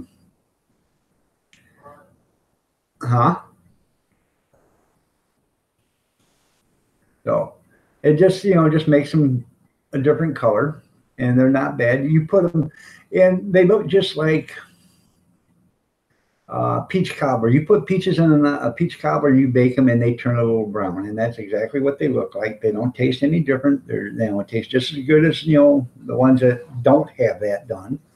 So, or that have that done. So, if you don't want them to be brown, you peel or you cut that divot out of there where the peach was sitting, the pit was sitting, and you also put in. You can put in lemon juice or citric acid to keep the color. So, but you got to follow. If you're gonna do lemon juice, I don't know, like maybe a teaspoon, I would think, or a half a teaspoon. Citric acid is probably a quarter of a teaspoon or something like that. No, I don't know the exact measurements. I'm not looking at. I look at the Ball Cannon book whenever I do cannon because I want to make sure I'm doing everything exactly the way it should be done.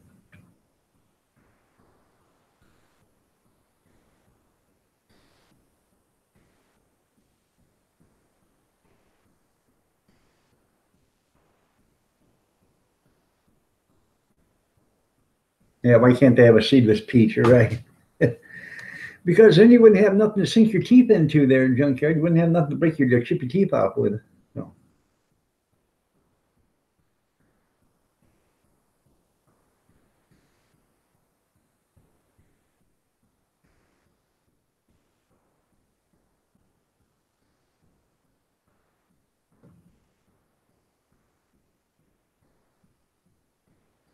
Oh, tomorrow I'll bring up a jar. I'll bring up 2 jars. A jar I did 3 years ago and a jar I did 2 years ago. No. Yeah. And I did them the exact same way, except for the jar I did 3 years ago. I actually cut the thing off. I did them the exact same way, exact same recipe, and so.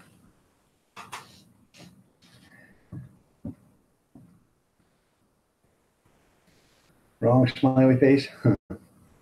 Angel and Mercy, how are you doing? Nice to have you here. Great to see you.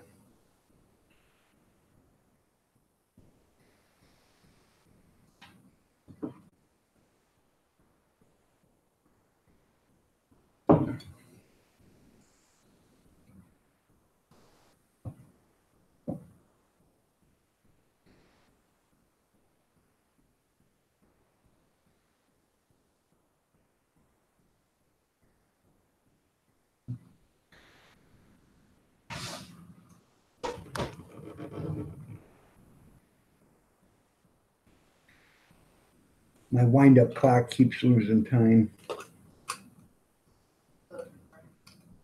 So is my brain.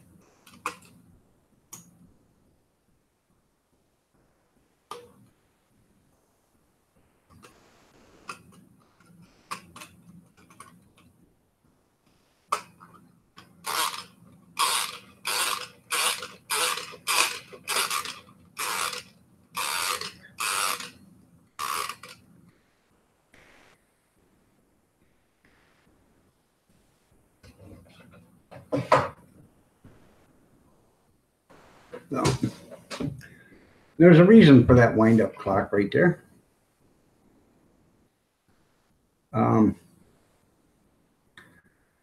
I keep it. I bought it for one reason, just in case we ever lose power. The electrical gauge shuts down, or an EMP or whatever. Because most people's watch is right here. Their timepiece is right there. And anything with a battery powered digital or whatever, if it hit an EMP, it's going to stop working. I would love to find me a wind-up watch. I'd love to have one of them. But trying to find a wind-up watch nowadays is really, really hard. But I'd love to have a wind-up watch. And just for that simple reason. Even if I don't wind that up and the power stops, I pretty much know exactly about what time it's going to be anyways. So, if I wasn't even, anywhere around, I pretty much know, hey, it's 3:30 in the afternoon.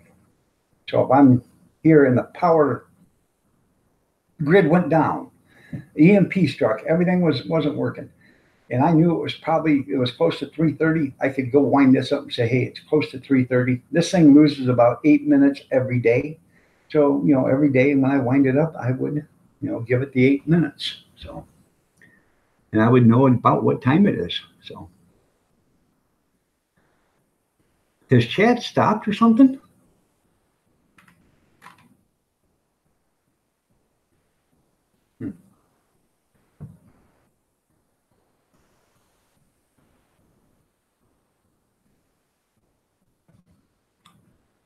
Are you still on, Cap?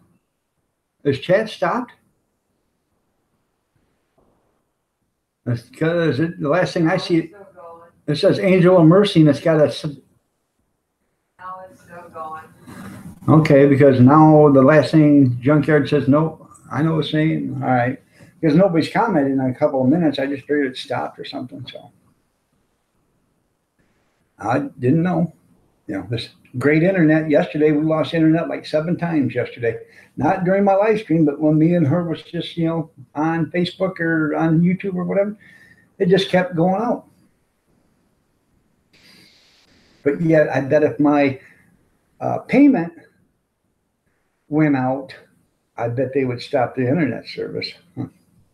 Kevin Helming, hello and goodbye.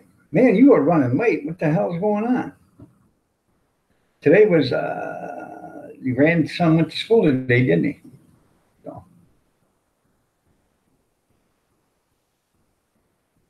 just listen to words of wisdom. Yeah, right.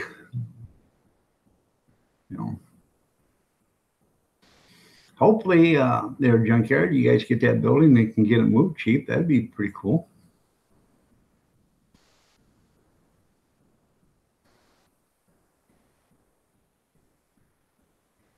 That's a quickie, yeah.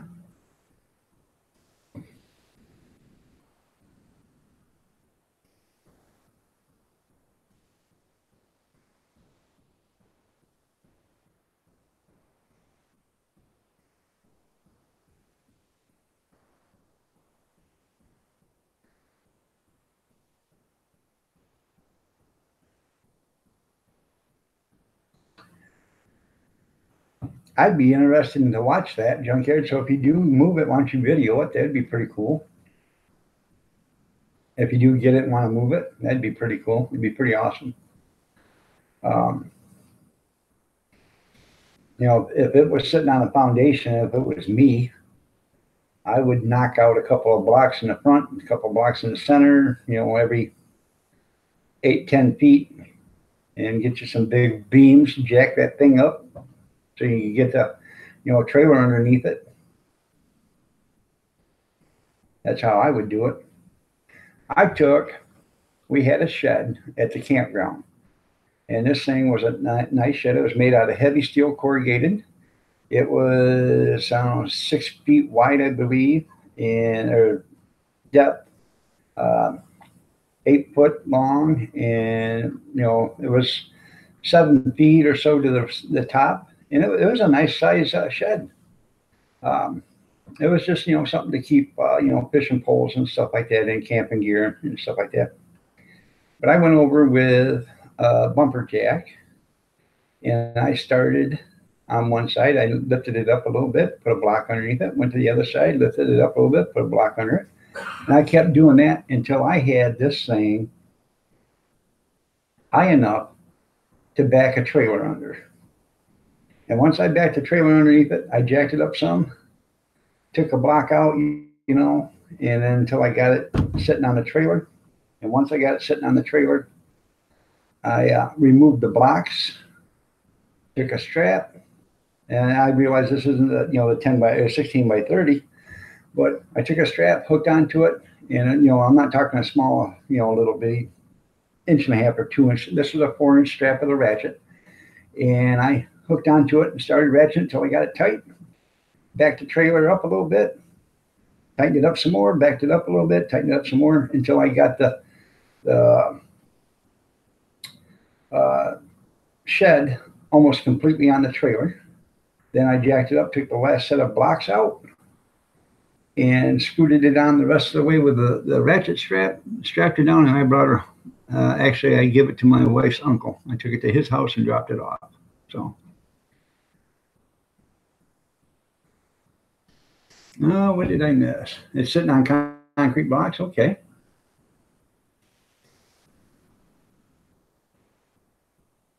You're cooking her meatloaf, ain't you, today? That's right. I remember that. You said, yeah, I asked you if you were going to set a plate for us. Meatloaf? Oh, man. I love meatloaf. My son loves meatloaf. My wife loves meatloaf. So she cooked some awesome steaks yesterday on the grill. They were great, man. They were delicious. So I made fried zucchini and summer squash in a frying pan.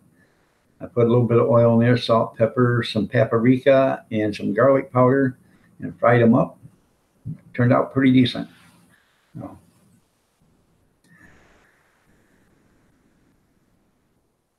and we had sliced onions on the grill. She grilled those in an aluminum pouch, and mushrooms. So,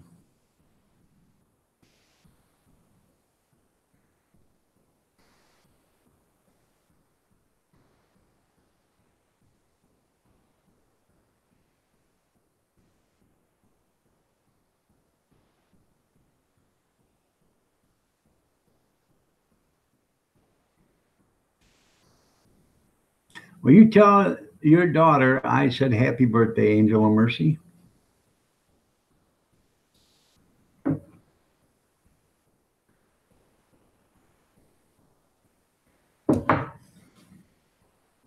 Ruby, you have a great day. We'll see you later. Thank you for coming.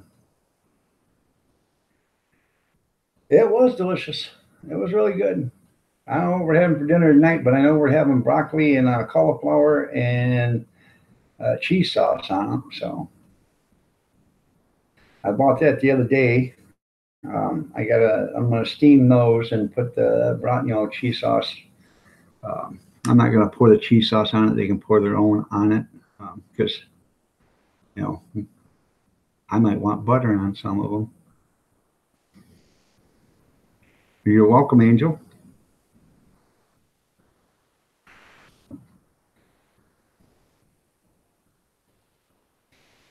And I don't know, I'll probably do a video showing you how I'm going to steam the broccoli and cauliflower. So,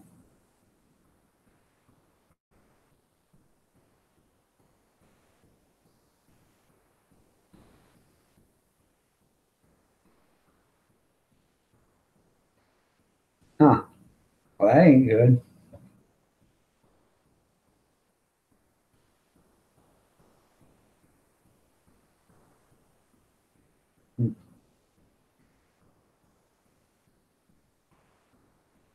How tall is this building, Junkyard? 10 feet tall?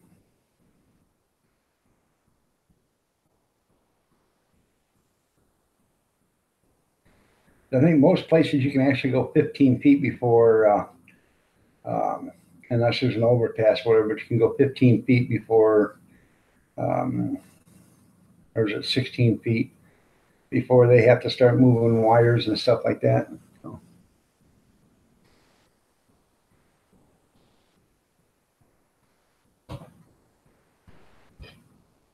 Has regular 8-foot eaves, okay. So.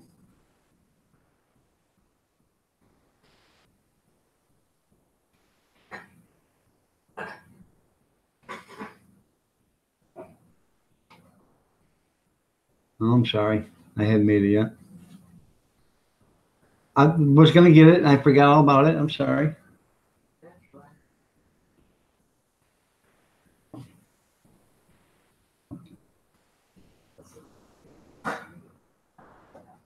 Huh? I'm not trying to mess with your coffee, honey. I just forgot. I'm sitting here talking and forgot all about it. No. What? Oh, yeah. Well, it should be. What? For what? What special occasion? Because you love me.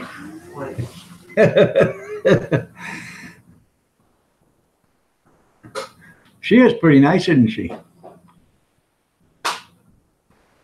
Big Steve's talking about Angel Mercy.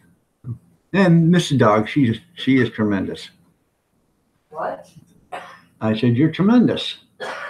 You're a liar. I am not a liar. I love you little. I love you big. I love you like a Yorkshire pig.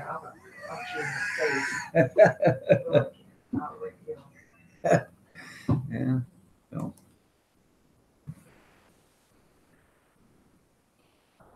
I am going to get off here at 9:30 my time, so it's another 20 minutes. So.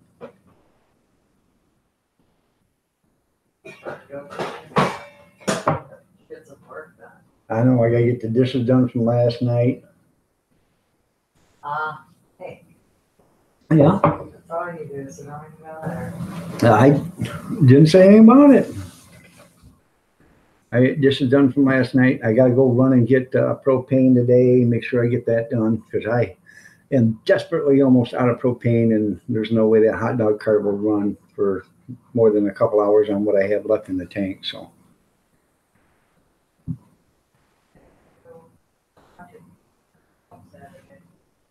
Right. You know, I do have a tendency to fire myself. She said, if I keep running off my mouth, I'm not gonna have no help Saturday. And she says, you know, I do tend to fire myself. Yeah. That's how I got the cart. A guy and his girlfriend decided they wanted to go into a hot dog business. His girlfriend wanted to do it. So they did. They bought a hot dog cart. They started doing it and stuff. And I said, well, why are you selling it? He said, well, girlfriend wanted it. She, wanted to sell hot dogs. So I bought it so we could do something together, sell hot dogs on the weekend and stuff, have some fun. He said, then there was a drastic reduction of the workforce. And I said, well, what does that mean? He said, she left me. I said, oh, sorry to hear that. He said, no problem. He said, so I fired her and I put the cart up for sale. I started laughing. I said, well, I guess that's one way. Yeah. How do you think that worked for you? I'm not selling the cart. Yeah. You wouldn't have chances. I'd do it. I'm not going to fire you. I'll keep the money.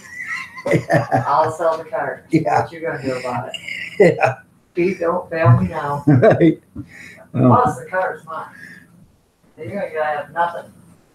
You were a trash man when I met you? Well, not for a lay a dishwasher, but you're going to be a trash man. Yeah, I know I'm going to be a trash man. Huh? You'll go out in your garbage bag. I'll go out in my garbage bags. Nothing but the best. That's right. Yep. Yeah, I got that good luggage, you guys. Okay. It's sort of like that French store that's in most of the malls, you know, J.C. Penney. Yeah. J.C. Penney. Yeah. No, you leave it alone. A kitty? Yeah.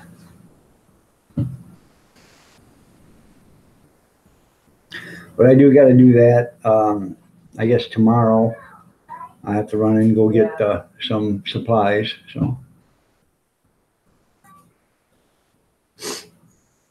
What? No, you're not. Then, Don't go out there without me. Then Saturday morning I got to run to the grocery store here and pick up buns for the footlong hot dogs. So I want to get those sold because I either got to sell them or put them in the freezer. And I'd rather sell them while they're, you know, still fresh and not frozen.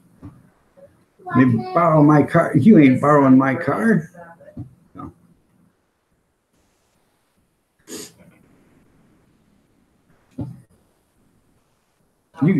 I have a Ford Edge. It's a nice car. It's a 2011. She likes it.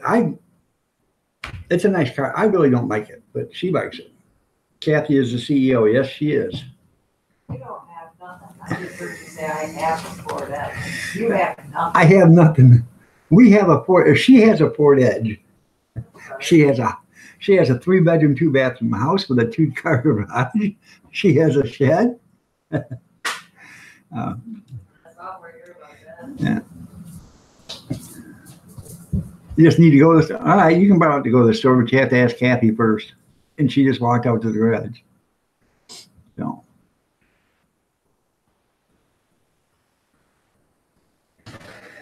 That's the thing, you know. Beer run Big Steve, yeah. So.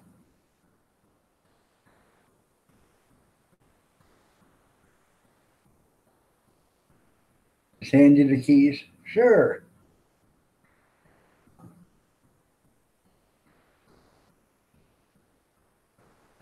I got these tires on this car, man. You go down the road and it's like driving a 4-wheel drive. You know, you hear them cars, trucks go down the road and they're just humming to beat the band because the tires, you know, when I can afford it, I'm changing the tires on. These things just are so absolutely loud, it drives you nuts.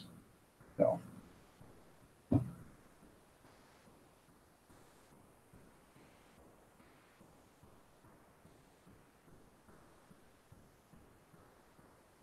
No, they ain't bias plies. Actually, they're nice tires.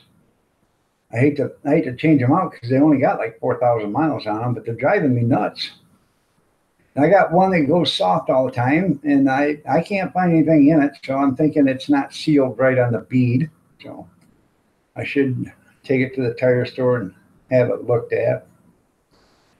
Her uncle owns a tire shop, but you know how they say, the closer to kin, the deeper in. And that's exactly how it is. So, took our Dodge Ram there one time, had to have an idler or a serpentine pulley put on it. So she took it there. She says, hey, I need, you know, can I borrow a vehicle while you're doing this? He said, sure. Here's my van. You're going to have to take it to the gas station, though, because it needs some gas. Okay. Well, she leaves. She's gone about, I don't know, 8-9 minutes. He calls her up on the phone. Hey, it's all done. So when you get a chance, come on back and get it. She said, all right, I'll turn around right now. He said, no, don't turn around. Go to the gas station first, put some gas in it. So she went to the gas station, put gas in it, come back down. She, I don't know, put 20 bucks in it or something like that. She come back down, parked his van and went back in there. Hold on.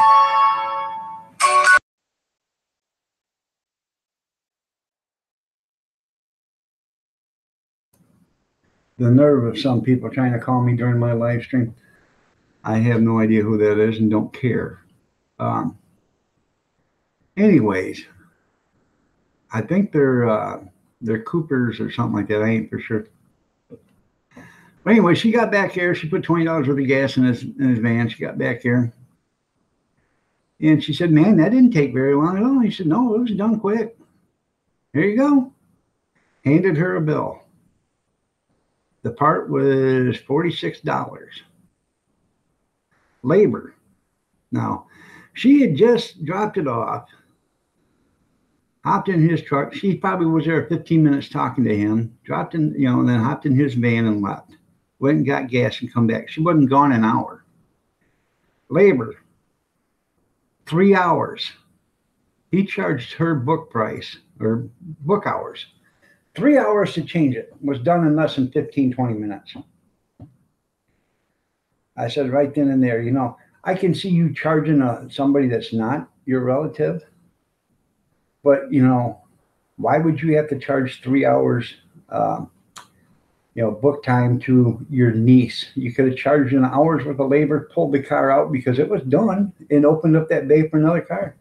I told her right then and there, that's it. Not taking another damn thing to him. I'm not paying him $210 to change a pulley when he done it in 15 minutes. So.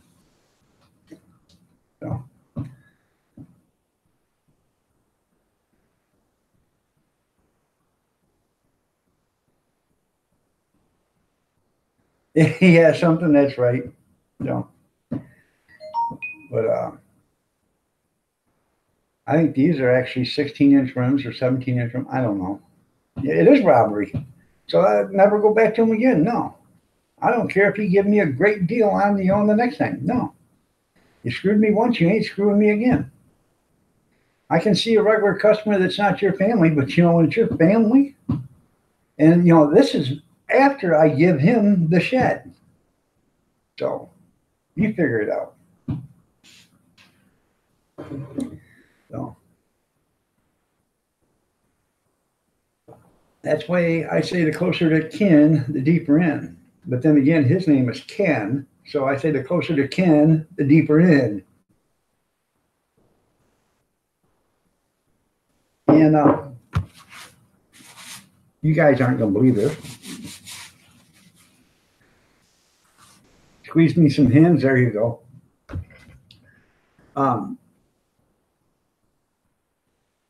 His son, his oldest son, doesn't work in the garage.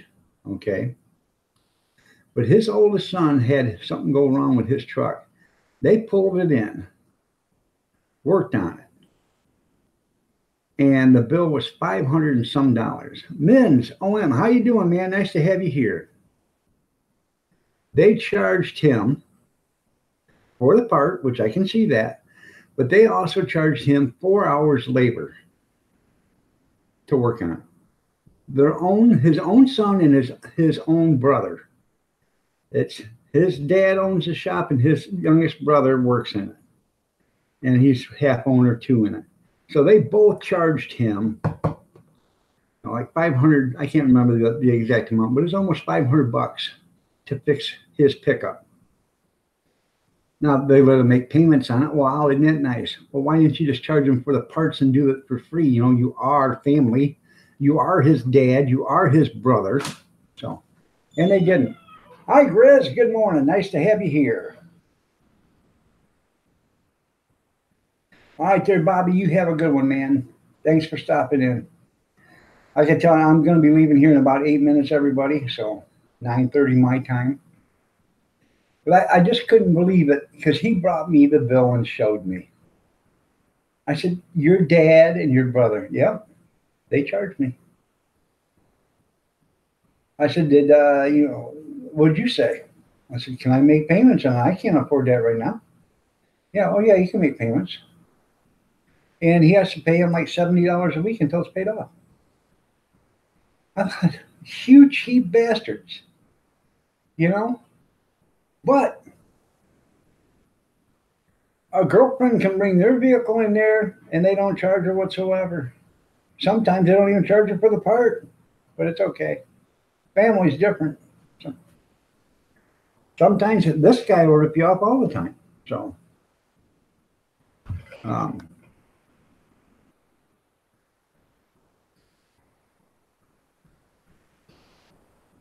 And you know, like they say, you can pick your friends, but you can't pick your family. So I just think it's a terrible shame that you treat your own son or your own brother that way. So, you know,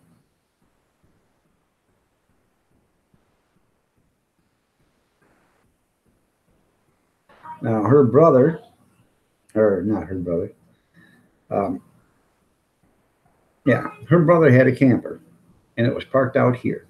Okay. Um, then her cousin, the one that works in the garage, he somehow acquired the title to that camper. So he came here and picked it up. He got home with it, and then he told his brother that he's pissed at me and my wife because we took the propane tanks out of it. So I told him to tell his brother, no, we did not take the propane tanks out of it. I didn't touch that damn trailer. I had not even put my hands on the trailer, other than when I winterized it for her brother when her brother was still alive. I've never even put my hands on that trailer, not one place, other than to winterize it. I said, if you must know, he took the tanks out and took them to his uh, house, and he has a propane heater in there, and that's what he took them for, so he could use a propane heater in his garage. So they're probably in his, not even a garage, it's like a little man cave or whatever. I said, they're probably in the man cave. Why don't you go check there first? Pisses me right off. I never, I don't need them. I got 10 tanks sitting outside right now. So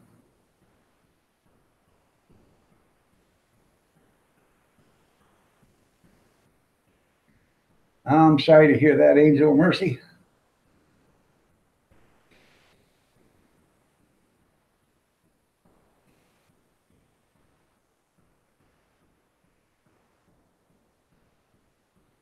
But I actually got to start taking my tanks to these stores, and switching them out because these tanks are old. They're below 2006, so they won't fill them if they're below 2006. So I got to take them to a store, switch them out at the propane switch out there, and then uh, get me one that says newer on it. So hold on a second.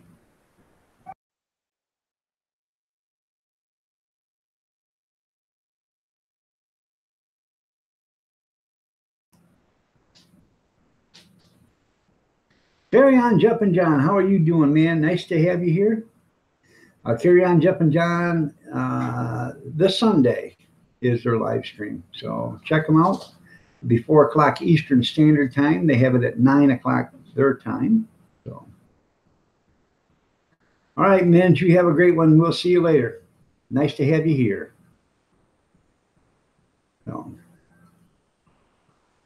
he's got a live stream going to go on, you guys. So give him a look. See after you get out of here if you want. I'm shutting down in 4 minutes. So.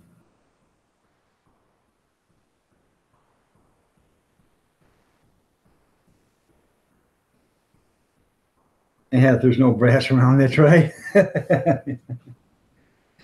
Yep. So yeah, some guys will do it, but to take it, have it filled up at somebody's, they won't fill them because it's too old. Because they want you to buy a tank from them. Well, I ain't buying a tank from you guys because you want $30 for the tank, then you want to fill it. No, I'll take it over to a switch out a tank and pay $19.99 and get me a tank full of gas and a new tank, and give you the old one and let you fix it. Because what they do is they take the old ones and they take the valve out of it, they pressure test it, and if it works good, they put a new valve in it, and then they stamp it with a brand new date. And that's all they do, and they paint it. Yeah, I talked to Hank Hill over there at Strickland Propane. He don't care.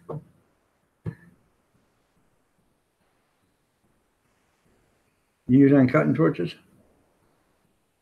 Well, it's all good and well, if they'll fill them for you, but these guys won't, they won't fill them here. So, and I'd much prefer a newer tank, especially when out there with a propane cart, or, with a hot dog cart. So I don't need any problems.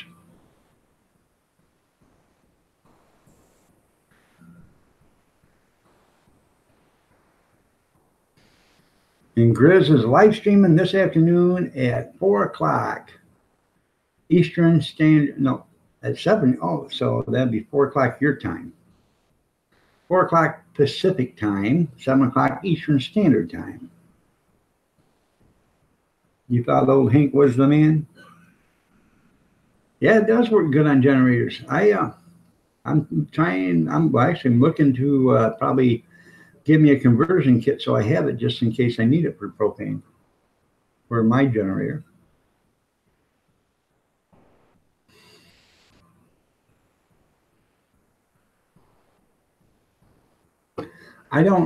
Do they make it there, Junkyard, to where you can run gas or propane? Or you just got to run one or the other? Because I've seen some where you got to take the carburetor off and then put the conversion kit on. I'd like to find one where you can either run one or the other if you had to. All right, everybody, it is 9:29. I got to get out of here. I'll have a great day. Stay safe.